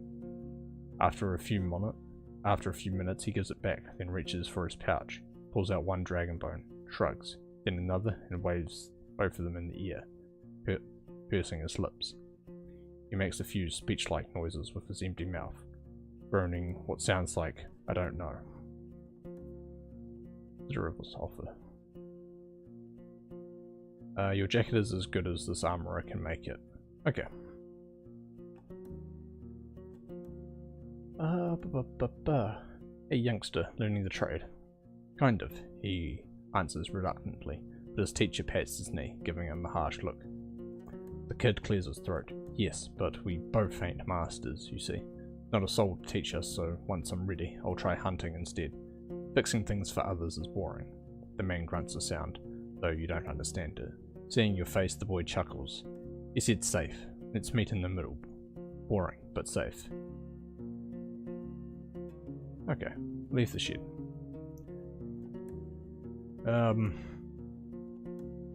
Let's go to the well. Recently renovated wooden roof covers the well from rain and birds. One of the guards is enjoying the cold drink he drew with a bucket and tells you to use only as much water as necessary. The oak ash soap you own can help you get cleaner. Need 3 pieces of bathing equipment to get more out of this. Okay. Wash my shell. Splashing yourself with cold water from a bucket won't take away your smell, but it's enough to remove the tallow and sweat from your skin, or mud stains from your clothes. Step away.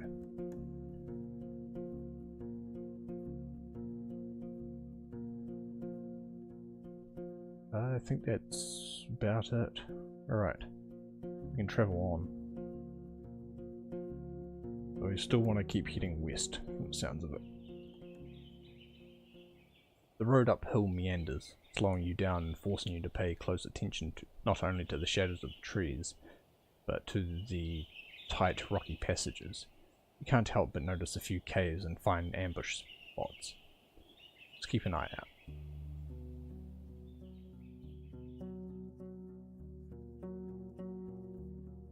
Standing in front of the gate, you hear no voices, no tools at work, no steps. Dozens of birds live among the collapsed roofs. Their fluttering, singing and squawking is free of worries. If you want to travel any further, you need to ride around the palisade. Searching the ruins may take a lot of time. The broken gate in the north will lead you to the village. The sound of a gentle river reaches you from the east, where you see saggy fence surrounding an overgrown pasture. Behind the burnt building in the east, you see an oddly barren field. Okay, let's quick save. So this place is full of goblins. If we're going to make a better attempt at opening the place up for like merchants and stuff, we've got to kind of clear the roads. Okay. Approach the building near the field. The broken logs and planks are charred, while the wooden walls are rotten and covered in moss. See no ashes or dust, proving that a fire happened long ago. The smell is awful, and there are no reasons to stay for long. See no furniture, just some broken shelves.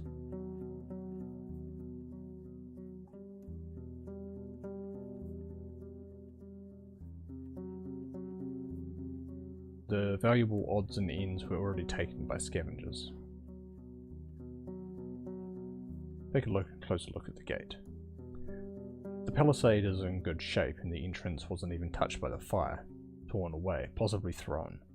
Amount of used force must have been huge, but you would expect that would push the gate into the village, not away from it. Don't see any marks of a dragon bite. A troll could toss such planks, but after so many years you see no paw prints. A mage? You can't really tell. Move forward. Check the southwest. The buildings, some of which have collapsed, are made of wood, now charred and rotten. You spot claw marks on the walls, especially close to the doors and window frames. They could belong to a dragonling, or a large wolf, larger than the grey ones, or a corpse eater. Too many options to make a guess. Yet no beast remains in sight. Find the remains of clothes, furniture, odds and ends. Only one object seems to be of use, a basket-like fish trap made of vines and willow branches. A large fish swims into it, it won't be able to get out on its own. It's quite large, but I can fit it on my my saddle. Feel a slight aching in your stomach. If I go inventory, then... Ah, okay. So you just actually have to go into inventory to eat. It's good to know.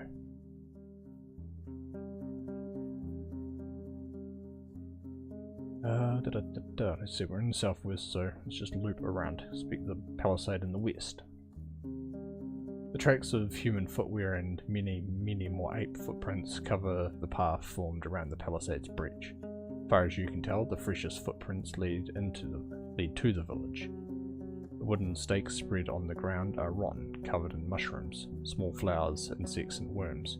Good source of animal goblin food, though you would expect them to also hunt for birds and eggs. The meadow in the west turns into a forest quickly, the grasses in the north surrounded by dozens of tree stumps already covered with moss and fungi. Shouldn't enter the forest, especially not in this area. It's unpredictable. Feel a slight aching in your stomach.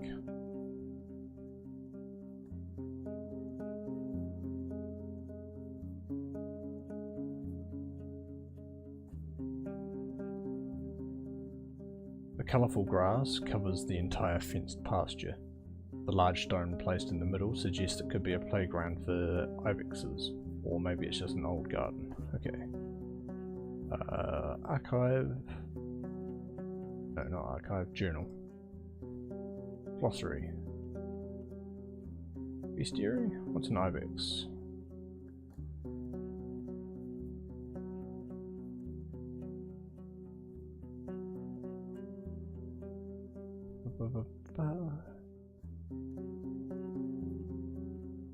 No, it doesn't seem to be an option. Maybe it's an actual word that I just don't know. The type of goat.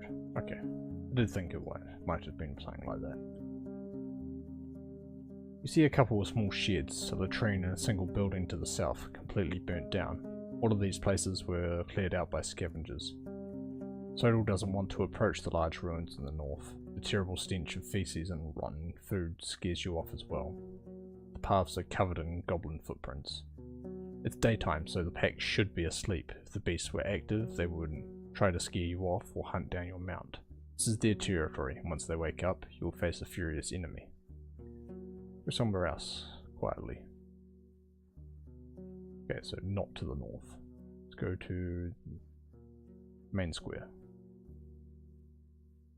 In every village, the main square is the fanciest area, meant to charm the travellers. Yeah, this is way more than you expect. The houses are as big as of Levin, and the paved ground took a lot of work and materials. The walls, now charred and riddled with holes, are made of an expensive coated wattle. The ties for the roof also had to be brought here from a different settlement. You peek inside three smaller buildings, the rotting remains of their former splendour. The birds living in dozens of nests respond to your arrival with quite a commotion. You don't even find a single dragon bone, nor a tool or piece of furniture left unbroken, or unrotten. You're surrounded by bad smells. Dirt, animal droppings, and garbage. The well also stinks. It has no bucket, but you'd be afraid to use it anyway. Who knows how many birds have relieved themselves inside, or how many old rats have found their death while climbing up the walls.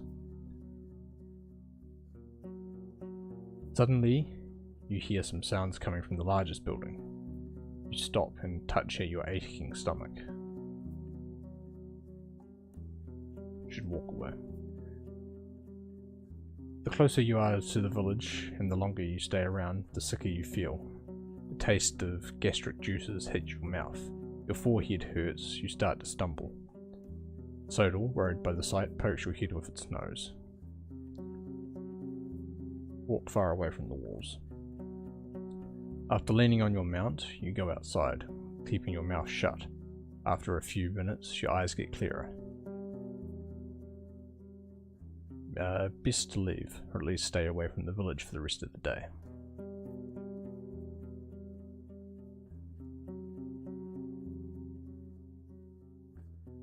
It's let's see. Don't want to explore the west because it was too close to the forest.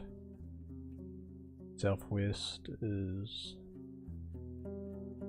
You're surrounded by what looks like a field of ploughed in late autumn, disturbed by hundreds of rains and snowfalls. There's a few clumps of grass and wheat, but a place like this one, abandoned for years, should already have turned itself into green lea. A barren field? Maybe it was overused, but you would still expect the weeds to sprout.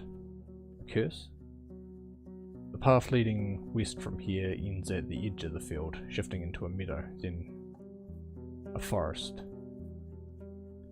Pain in your stomach blows you down. Okay, pasture in the southeast. You don't find a single sign of the livestock that lived here in the past. Any bones, horns, antlers or dung have already been devoured by the wilderness. Pasture ends at the river. On the opposite bank, the meadow turns to a thick forest, impenetrable for a rider. What are the chances that a herd of defenseless animals could get there and survive? The breach in the southern fence wasn't made by some brute force. You find axe cuts in spots that were ultimately broken away. After all these years, there are no tracks that you could follow.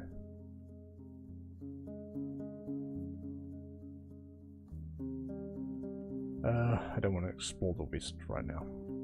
The pain in my stomach is there, so... Can we continue on?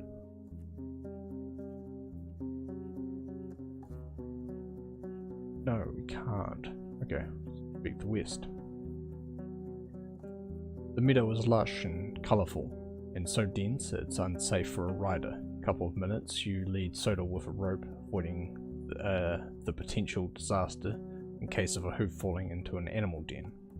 Being forced to travel around the palisade every time to get here is going to be a pain.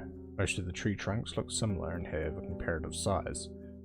They were most likely planted with the sole purpose of being cut down and used by the locals, though cutting so many trees at once, that alone could provoke the wrath of the herds. Such a process should be speared across a couple of seasons, and you can't be sure that was the case.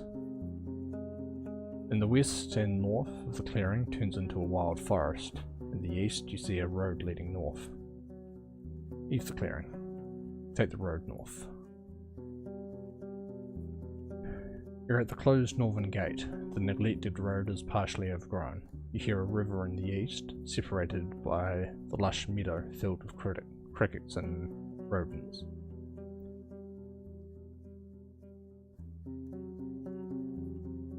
Pushed or pulled, it doesn't move an inch. Somebody has spread dirt and rocks both underneath it and around it, seemingly to keep the planks in the ground. Go elsewhere. Go to the river. Okay, so that's why I can go east. There's a river there. You see a quenching family of boars, some of them brown, some black. You consider turning back, but they pay you little attention. After a couple of grunts, they run north. The river is not too wide, yet unusually deep, with banks altered by the locals for decades, if not centuries. The water is cold and clean, yet filled with long plants growing from the bottom. You would rather avoid jumping inside or drinking from it, but you're tempted to at least wash your face, neck and hands. Dozens if not hundreds of small fish are looking for tasty leaves, but also try to avoid their predators. A dance of life, completely unaware of your presence. You suddenly realise there's something else buried among the kelp. A rusty sickle sticking out of the ground, a couple of stone axes and hoes. The wooden handles and large wagon are covered with moss, but you recognise their shapes. Why would someone drop them here? On the opposite bank, the meadow turns into a thick forest, impenetrable for a rider.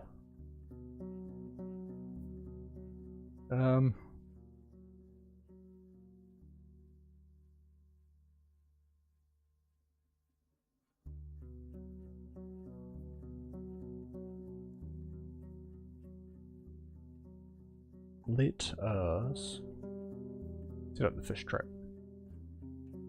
Place the basket on the ground, then grab a bowl and start digging, looking for a few larger worms. You bait the stick and push it inside the basket, locking it between the sides, then cover the entrance with the lid, trying to get it. Tying it together takes you a few good moments, but it'll be easier later on. You attach the entire trap to a bush and push it into the stream, far enough that it sinks entirely. Who knows how long it will take before something large enough swims inside. Still, it would be better not to wait too long, otherwise the prey may die of hunger. Wash myself. Okay, won't get any more cleaner.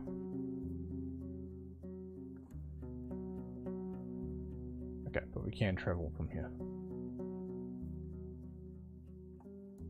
Can expect the fish trap tomorrow or later. Okay, so that's how that works. You enter the wetlands with their many streams, ponds and fish. Large birds run and fly between the grey sparse trees that are covered with moss, mushrooms and critters. For a human it may be an unwelcoming and harsh realm, but for the overwhelming swarms of insects prove that it's full of life. The danger, with teeth and claws, is hidden below the water's surface. Stay away from the banks.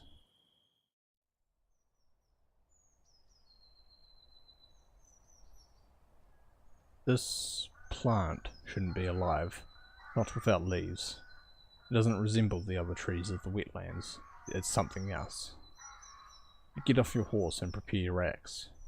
The water is filled with dirt and dead plants. It smells like an old corpse. The roots are spreading far, breaking through the water's surface. You don't see any saurians in the grass or on the shore. You approach the table-like altar made of 3 limestone slabs. Were these rocks originally as formless as they are now, or was there a point in time, centuries ago, when they were precisely shaped and decorated by masters of artistry? There's no way to tell. Sodal is peacefully observing the dark grass, and slapping flies with its tail. Whatever it is you feel in the air, it's clear that your companion sees this place through very different eyes.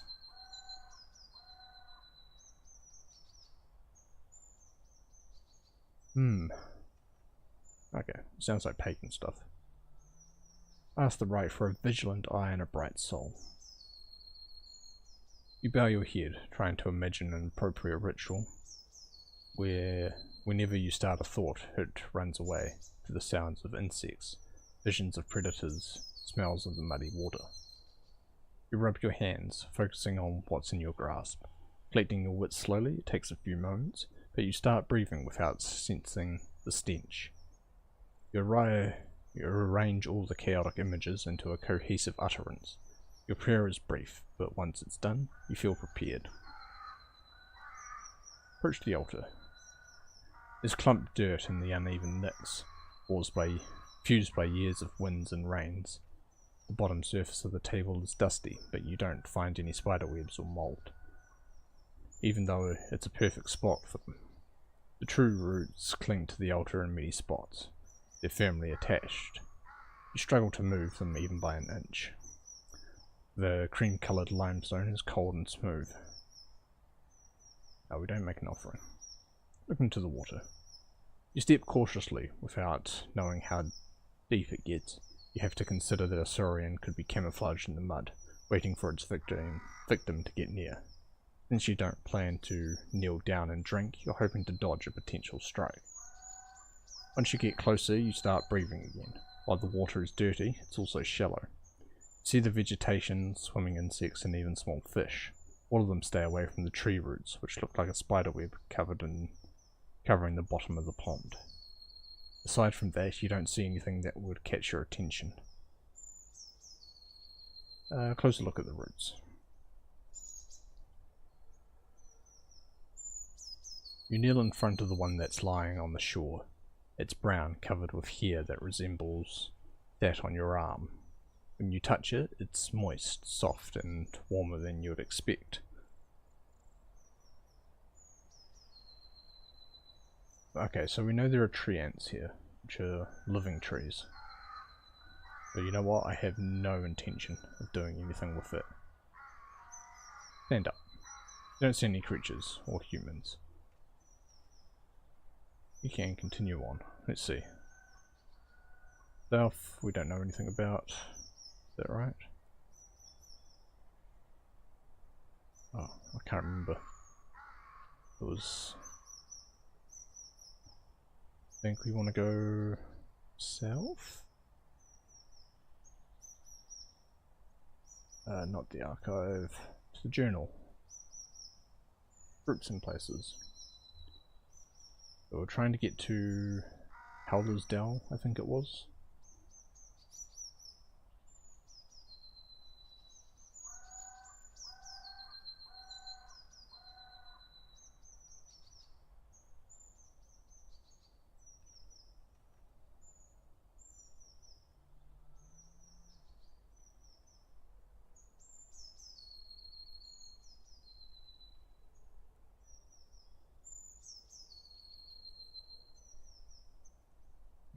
Okay, don't actually know. Or at least I can't remember which way to go, so we'll head south.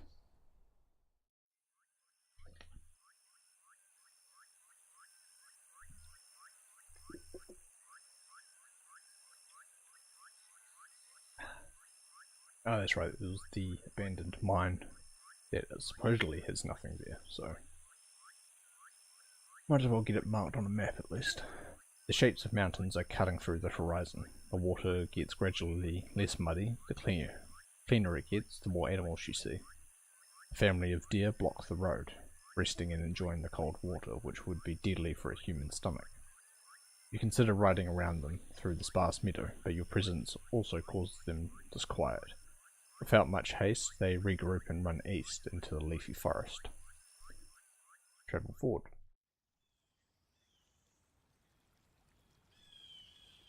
You've reached Hag Hills, the wall of stones that has blocked the city's grasp. The one established route through them leads through the valley where you found Tulia's camp. There are no maps of the highlands, nor local tribes, only stories. The beaten path leads you by the garden beds of herbs and vegetables to an old, yet not abandoned mine, hidden behind a massive door of steel. Look around, there's no hitching rail for a mount. A bearded, skinny elder sits still on a bench, observing you like a sculptor, his legs crossed and fingers interlocked on his abdomen.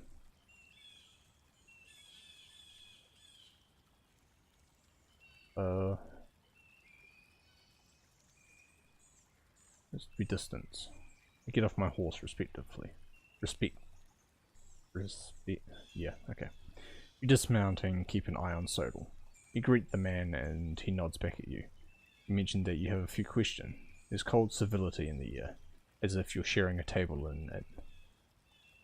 I need you to look at me whilst you speak. His strict voice reminds you of a master of a craft guild, though his thick accent distorts this image. I cannot hear without magic, but I'll read your lips. I may wish to talk about your daily struggles, traveller. It's now a refuge for strangers. Say what you're looking for and let our paths split. He doesn't yell, but his voice is not used to being opposed. His face is wrinkled, but he sits straight, with a beard and hair still carrying glimpses of fair blonde. He's tamed like a worker and his eyes are blue and piercing, as if they belong to an infant. I explain who I am. What do you call them? Elder. That sounds polite. He stares off across the garden beds, forcing you to wait in silence. The elder is tall, with long hair and beard that was let loose a long time ago. His sandals are covered in dust, and you spot dirt on his clothes. The woolen tunic and linen are made with care, decorated with colourful threads at the collar and sleeves. Now all the blues and greens have faded, and the fabric is held together by patches and stitches. His hands are still folded, the voice remains firm. You do not need know our customs. Your name, your trade, your calling mean nothing to the forest. I do know what you're expecting to find here, but this is no a place for strangers. I wait for him to look at me. The man stands up and approaches your palfrey. Without touching it, it observes its eyes, mane, stomach and rear. Sodal ignores this examination. My nose was right then. Asterion is dead. Azhar's plans, such is the fate of all dreamers. He turns towards you with a grim look. Are you going to look for him? You nod.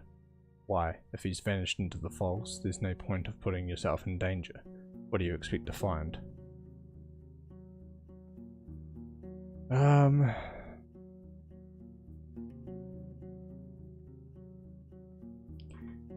May need help, that's...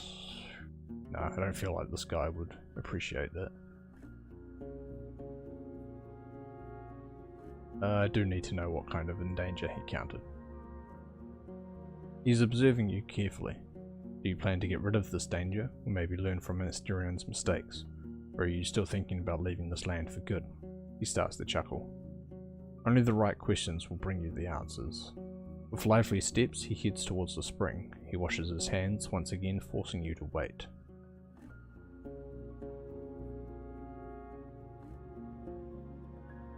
Old people need time to gather their thoughts.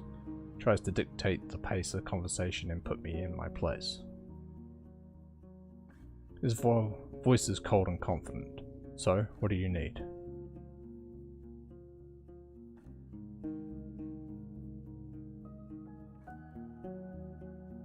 Blah, blah, blah, blah.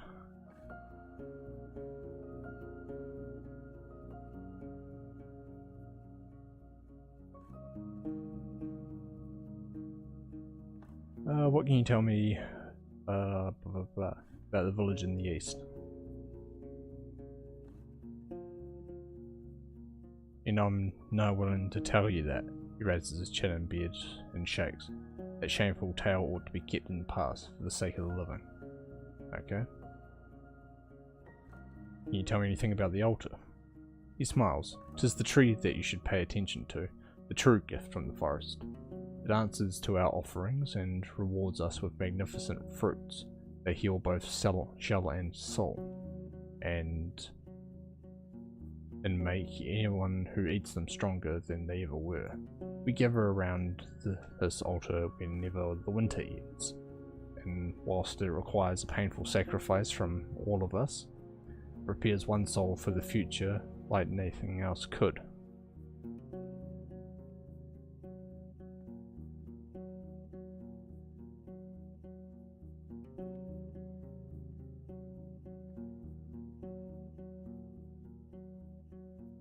What can you tell me about the druids? He strokes his beard gently. I will not share our pals with strangers. We are of and for the people of Howler's Dell, and for the lands around it. Okay. Have the bandits been bothering you? He strokes his beard, then grasps it nervously. There are souls who steal from White Marshes, a village in the north. They would and dare show up here. They would not dare show up here, but those brigands are brutes, simpletons. Either their leader, Glaucia, listens only to force, and will humiliate for the enjoyment of her band. She will not be afraid of some lost Roadwarden. He lets go of his beard and lowers his head. She's drifted so far away from her old self, a kind, bright girl from Gale Rocks, loved by her parents. But now, do not cross her, or she'll find you. What's this place? Your eye sees what there's to know. People found copper in a cave. It's been abandoned for a long time, so we turned it into a shelter and stay close to the sacred tree and its altar. We're servants, my wife and I, and this place is nothing more than a servant's house. What can you tell me about the peninsula? Can? I've lived here almost a century. Travelled by paths and through the wilderness. His voice becomes stronger and makes you think of a bard. But I will not be your guide or teacher, and if there's anything I can wish for, 'tis that you'll stay away from the woods. The creatures get angrier the more we take from them. They do not listen to our warnings, and one day they'll bury us under a storm of claws and fangs. There'll nae be a soul to spare a tear after us. His eyes are harsh like a hawk's, making them look like a priest who hears a child asking for honey on a day of ceremonial fasting. Do not poke the hornet's nest, do not ride east, and never use the path that runs through the heart of this land. That road was meant to save time but brings only death. Be a servant, not an overseer, and do not try to bend this place to your will. He points at you and wags his finger after every word. Your will, anyone's will, is the key to danger, not salvation.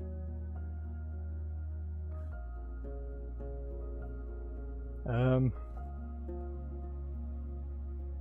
need to take some risks to achieve my goals. He's observing your lips. Do you need anything else?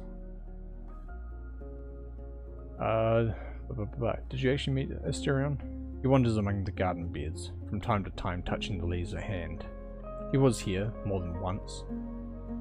He was no one to stand aside and let events play out by themselves. The villagers from the north are sometimes in need of more assistance, and Asterion was serving them as messenger. He bends down and tears away a small flowerless plant. He wanted to settle down among these roads, maybe to live freely. He had great plans and wanted to make this realm flourish, to rebuild the ruins, to get rid of the brigands, and clear the trade route. I told him that the forest needs no more people, and that this realm is too wild to feed and clothe everyone. His greed and dreams have eaten him, and now he's no more. He pauses and you can hear his heavy breathing, as if he's getting tired. He straightens up. That's that, traveller. If you want to look for his shell, travel north, far north. People there should know where he is. I'll do that. How do you survive? All by yourself? He raises his voice to make him sound like a preacher. One day, me and my wife will be but defenseless old people. But we've studied pneuma and leaves for many decades. I heal wounds and illnesses of humans and animals alike, and the beasts listen to our whispers. The holy seed lets our shell wait for death and strength. Okay. Seems like the path at the heart of the woods is quite dangerous.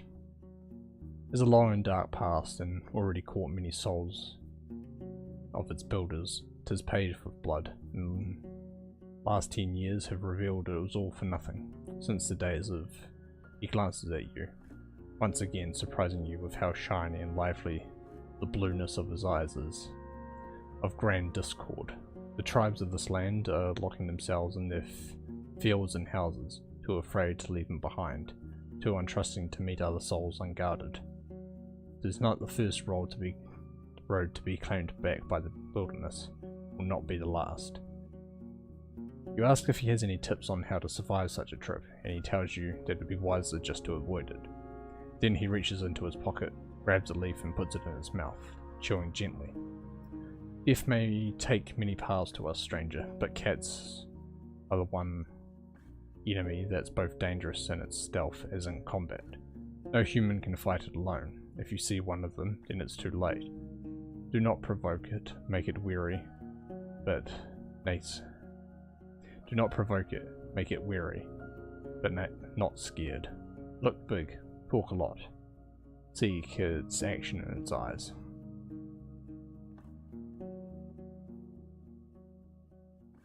Do you need anything done? We have everything we need. Okay. I guess that's that.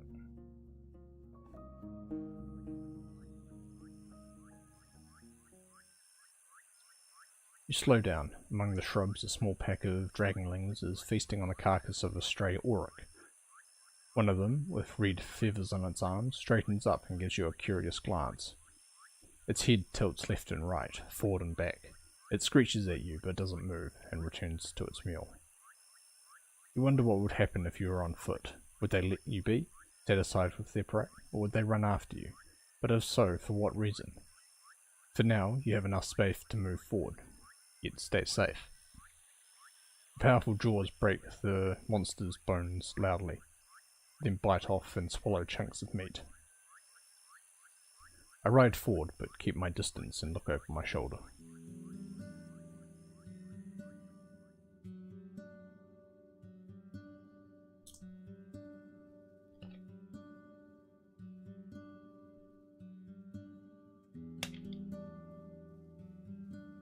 The beaten road serves your palfrey well.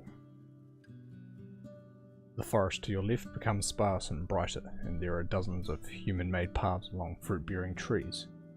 On your right, there's a large pasture, with at least a dozen massive moufloons. 2 of them, already sheared, look comically small. Soon after that, you ride alongside vast flourishing fields filled with rye, still green, preparing itself patiently for the second harvest. The path ends with a massive wooden gate, the stone wall separating you from the glow of lights behind it.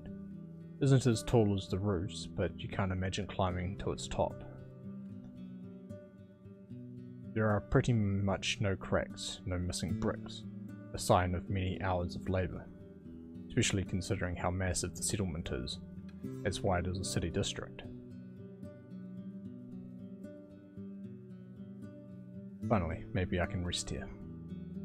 A young man is leaning against the closed gate, covered by its shadow. He's young, tanned, and has short, elegantly trimmed red beard. Beneath the green gambeson, he wears an expensive tunic decorated with colourful trim. From his arm hangs a steel helmet, though the metal is so thin that it's mostly made of wool and leather. He moves into the light and takes on the posture of a disciplined soldier, not a mercenary. He's standing upright with his chin up. There are 2 weapons on the ground, leaning on the wooden beams of the gate. An axe made of steel and a wooden club. He doesn't reach for either. You dismount smoothly, still having some vigour left. Sodal holds its tail high. A narrow path leads north toward 2 field workers, one with a hoe and one with a pitchfork. They wave to you. You can't see their faces, but their clothes are simple. Grey pants and vests made from hemp and wool. Wave back. They talk for a bit, looking towards you and pointing at your mount, then walk away, disappearing behind the wall's corner. The guard smiles, yet avoids your eye. He has to clear his throat before he speaks. Welcome, traveller. If you're not here to make trouble, Howler's Dell welcomes you. You have the whitest flower there is. When he bows, you realise it's a well-practiced performance. If it's new garments you're looking for, you can order everything you need right here, in all colours, shapes and sizes. Capes, boots, vests, robes, or if you're yourself a master of the needle, I can assure you we have the fabric you're looking for. His act is over and he glances at your mount in a moment of silence. His eyes get wider as he observes it with childlike fascination. This is Sodal, but it helps me patrol the roads. You can pet its side if you want, but no sudden movements. He follows your instructions, even though your palfrey pays no attention to the man's careful touch. The guard grins widely. Yeah, he's happy. We're making friends. We've got to make friends if we're going to, like, be merchandising, gentrifying? I'm going to take over this area. I'm going to kick the druids out. I'm going to bring civilization and order and peace to this new world. Not to sound like Anakin from Star Wars. Mbuta, your new Roadwarden. I want to see the mayor. City folk, eh? Mayor is busy, but I'll ask her. Give us a moment to let you in. He knocks at the gate, which is then pulled inwards by 2 other guards. A man and a woman, wearing their own gambesons, similarly green, but tailor-made to match their figures. A nearby building are simple houses made of wooden beams and covered with thatch, while the storehouse is even more modest with a roof made of planks. The watchtower has a ladder made of ropes and sticks, no stairs. Just give me a moment. The guard strides away before finishing the last word. The others close at the gate behind you and observe your mount carefully. Your eyes run east to a humming creek running through the centre of the village. Wait for the return. Calming sound, eh? That's Hell's Creek. The guard, like most of the locals, is taller than you.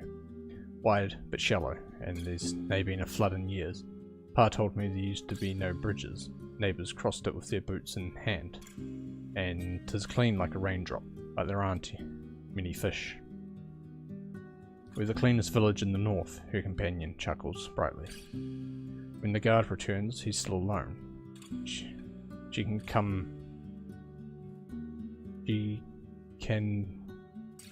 cannot come now. A friend of mine is in labour, eh? The mayor wants to be there when the child arrives, but I was asked to show you the village. I nod. Fine. He approaches the watchtower. Tie your mount here, we'll keep the kids away. Most of the neighbours are getting ready to celebrate. Once you're done, he grasps the rope ladder. The view from up here is gorgeous. I climb after him. Even though the ladder swings in all directions, the guard gets to the top quickly, like a monkey climbing up creepers. You, on the other hand, need to stop and wait for the ladder to calm itself. When you join the man on the wooden platform, you're a bit dizzy. He's leaning on the wooden parapet, observing the area with a smile. Look around. Ooh, look at that. Beautiful. See? There's no place like Howler's Dell. The guard points in every direction, giving you no time to contemplate. For the next few minutes he describes the field and their crops, the flocks in their pastures, and the shepherds inspecting the fences. The ancient guardian of trees and bushes, larger than the village itself, and the sunlight dancing on the stream to its own tune. If you are to believe everything he describes, this place has access to everything in abundance. The sweetest honey, the most fragrant bread, the softest wool. In the beer, 'tis excellent.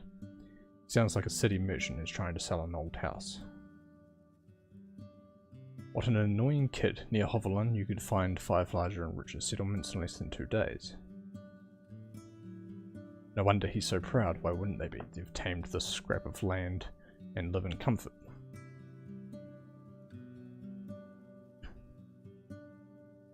The islet in the middle connects both parts of the village. According to the man, the northern gate is hardly ever opened, as it leads nowhere now. Near the eastern gate there's the Ape Ale Inn, where you can find a beer and victuals. There's the stall where Akakios rewards our work, unless we annoy him with pointless talk. He lets out a chuckle. On the opposite side of the creek there's another white house that belongs to Bion, the best clothier in the north. The priests live in the southeast, near the wall, but they do not talk to strangers. You also hear about the hunter, the cooper, the fisher, the miller, the pie maker lives with his sister, the baker. The smith and her husband, the carpenter, live with their kids. Some of the larger buildings could accommodate 2, maybe even 3 generations at once. There could be more than 100 dwellers here. You consider stopping the speech, but he suddenly points out at the islet again. You see there? The mare's coming, the one wearing purple. You're free to join her, traveller. I nod and climb down. You try to get down quickly, but 2 steps are enough to make sure that it's a bad idea. You wait for the ladder to find its balance. You're relieved when you touch the ground again. You untie your palfrey and follow the guard. You pass a small pasturage surrounded by a wooden fence, a viewless chicken and tethered boar. The fancier buildings are covered with whitewash coating and surrounded with vegetables, herbs and flowers. The bridges are wide enough to carry even a wagon, but for Sodal, walking on the wooden beams is far from pleasant. The islet is empty, but you notice an empty stalk painted with the shapes of colourful flowers. Over the second bridge. Along the entire path you'd notice more and more people observing you, smiling, or casually greeting you as they're focused on their own tasks. Finally, you reach the main square. A large tree grows in the centre, surrounded by dark water, held together by a thin wall perfect for sitting. but the smell coming from the liquid makes you think of rotten eggs. The plant reminds you of the tree you saw in the south, next to the swamp altar. In the north, you see the Ape Ale Inn. Judging by the tables, stalls and benches outside, it's open for guests. The villagers are chatting and dining loudly, and you catch their curious glances. On one side of the dining area, the merchant is arguing with a tall, broad-shouldered worker. An old man is sitting by himself, eating a pie with a walking stick leaning against the table. A young woman is cleaning the empty mugs in the creek, speaking with a man at least twice her age, maybe her father. Need a spot to tether Sodal. There's a wide wooden roof right next to the gate that shelters carts, crates and sacks. You move your mount next to a donkey to a beam placed here just for this purpose. Without a moment of hesitation, Sodal starts to chew on the nearby haystack. You have some time to make sure it doesn't struggle with your bundles. You return to the inn. Look for the mare and approach her. She's sitting on a chair with a 4-year-old boy on her knees. She's holding his hand gently, showing him how to eat gruel from a bowl. It's not a cheap meal, though. You spot nuts, berries and milk, and the added honey makes it yellowish.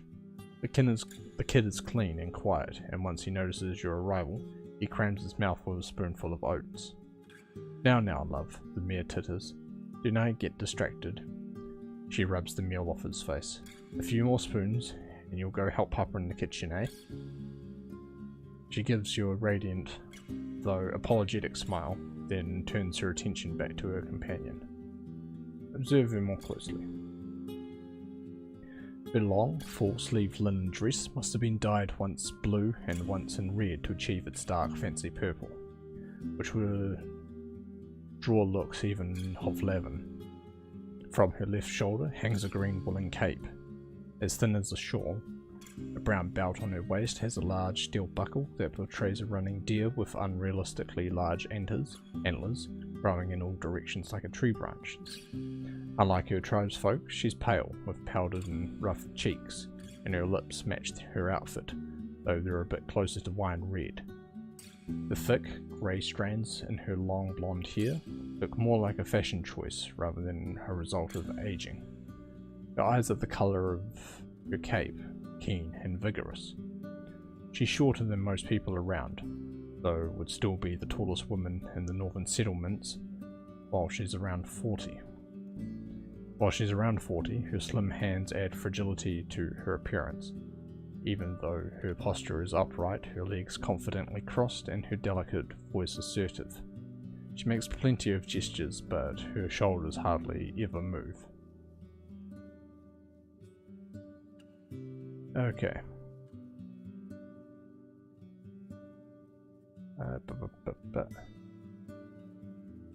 No, we'll wait for her to finish with the boy. After a few more minutes, the boy lets out a gentle cough, and after a pat on the back, the mare puts him on the ground. Did a great job, love, but now I need to speak with our guest. Darling, she addresses one of the inn workers, and a girl close to 15. Take him to father, will you? Her tone suddenly gets firmer, leaving no hint of a question or a suggestion. Yes, ma, she responds. Both her hair and her eyes are nothing like those of her brother, and neither of the kids resemble their mother. So we have a road warden again. Please, sit down. She vaguely shows you the palm of her open hand, letting you pick any place you want. I'll sit on the stool opposite to her, since I'm her trade partner. You have a good look at the inn's front door, leading to a cellar-like ground floor. It's dark, with crates, barrels covered with fruits, nuts and vegetables. The actual inn is upstairs, but the only people who go in and out are the workers, most of whom who are teenagers. The mare observes your outfit carefully, maintaining a polite, though cool, smile. Once your eyes meet, she hardly looks away. I'm sure you're hungry. My husband will bring us something soon. I appreciate it. Do not mention it. Hunger makes me peevish, and the day is too nice for that. She taps her chest and looks at the flock of birds that fly above you loudly, heading south. As we're waiting, be so good as to help me understand something. Even if you're but a mercenary, I can imagine a single reason for you to choose this realm for your wardening. And so long after Asterian's disappearance, there's no glorious treasures to find here. Her pale fingers form a tent on her stomach, then clasp, leaving the forefingers pointing at you. You were sent here by merchants that want the peninsula.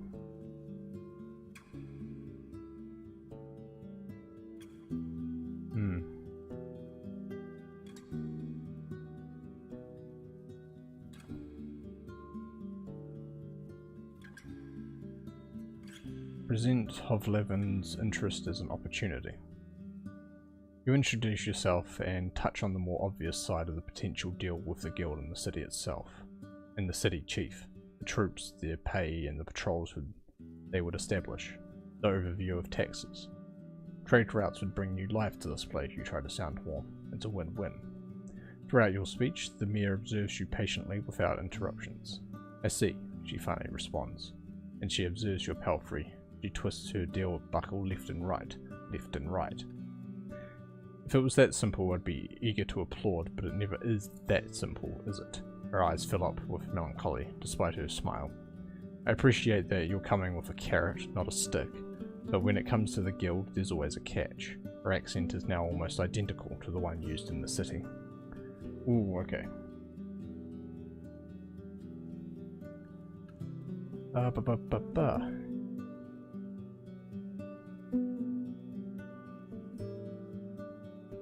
You're speaking from experience, I assume. Do I really sound that confident? She titters and waves her hand by her chin, as if you just offered her a compliment. I've seen such negotiations during my studies, though I can't say I took an active part in them. Let me show you an example. She theatrically clears her throat, patting her chest with one hand and covering her mouth with another, then leans forward and rests her elbows, allowing her hands to freely make gestures. Make a deal with the settlement, flour and wool, in exchange for coin and tools. You send the first traders and they imply that you're ready to pay more, let's say parchment. Pay for more, let's say parchment. Months later, when you want no more rye, just the parchment and the wool. And we can now butcher more florins, the locals say. Don't worry, you answer. We'll send you a small flock. Just turn one of your fields into a pasturage. As she pretends to speak as different characters, her voice comically shifts and she has no issue switching between accents.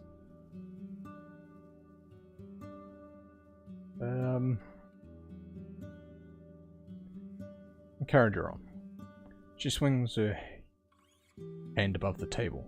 Another year goes by, and while there's more parchment, the village lacks some crops. But the tribe needs not just tools and coins, plenty of coins, but also seeds, and the guild is not satisfied. Sending our wagons costs a lot, and there are more highwaymen now. You want us to come again, you need more mufflins, and to sell us their cheese. And guess what? With a haunting laugh, she straightens up and spreads her arms, like someone a third her age. Turns out that the village can't say no anymore. They lack supplies, seeds, and land. They can't refuge.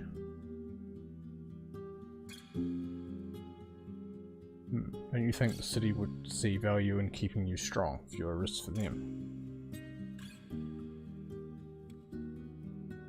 I nod, she's right. It's better not to say anything. I smile. I have no doubt that a smart leader like yourself is going... No, that sounds like buttering her up. She's right. The pause doesn't linger for long. I see we understand each other. Let's finish the introduction. I am Thias, one of the keepers of the Ale Inn and the Mayor of Howard's Dell. I assume it would be convenient for you to take my answer back to Hovleven. She wonders for a moment. Say, when could we expect the first caravan? After winter?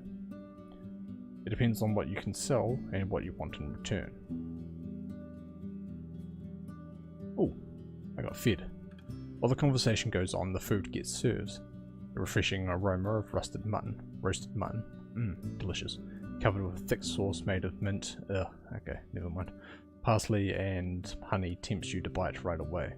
The juices are sinking into the round trencher, a plate made of simple brown bread. There's also a small bowl filled with chopped red radishes and a sliced boiled egg, a mug filled with cold buttermilk.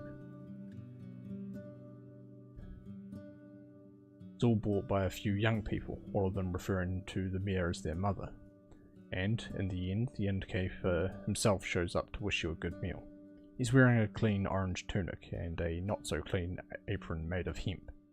Politely introduces himself as Eric's, and, after confirming you won't get sick from what he's prepared, he leaves you and his wife to your conversation. Thassus tears the meat into small pieces, then eats slowly, often expressing her enjoyment with a hum. Meanwhile, we get to the important stuff.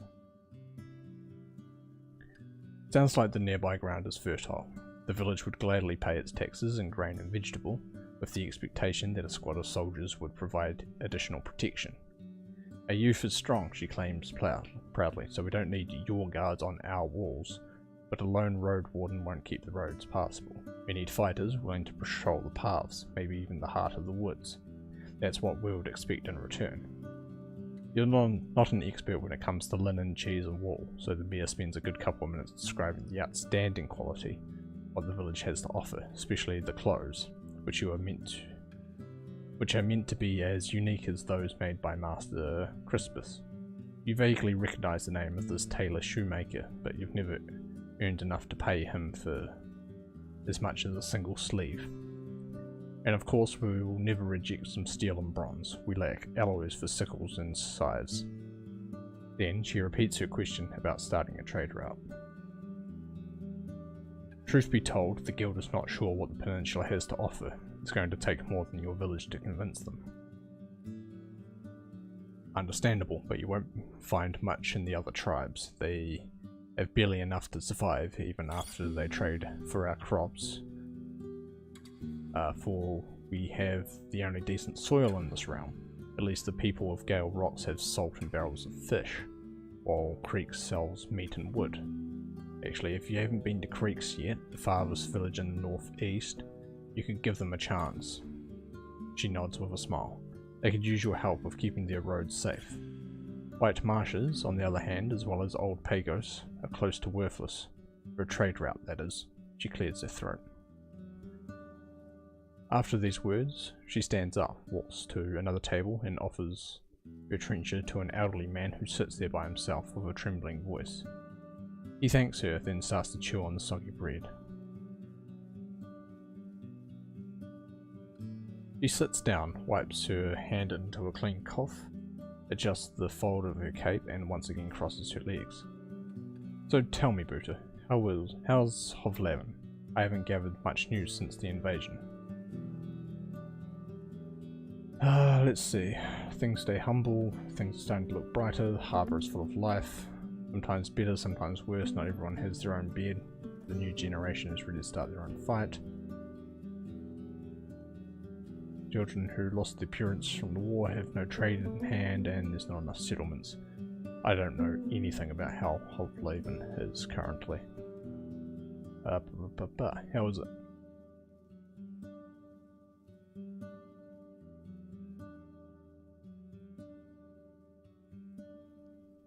Yes, I can just make it up as I go, because I don't know.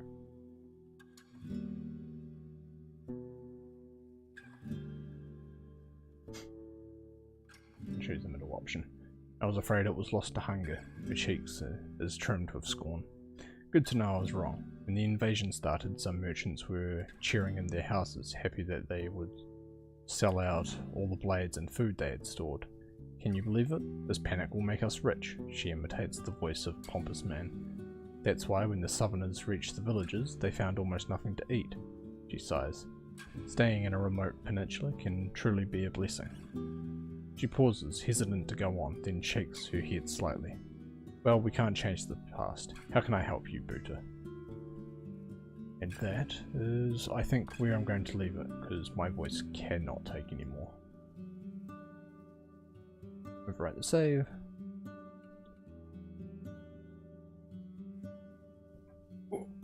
So we'll continue off here next time. Tomorrow we're going to play Ico, which I need to remember to extract the ISO and get that set up with the emulator tonight.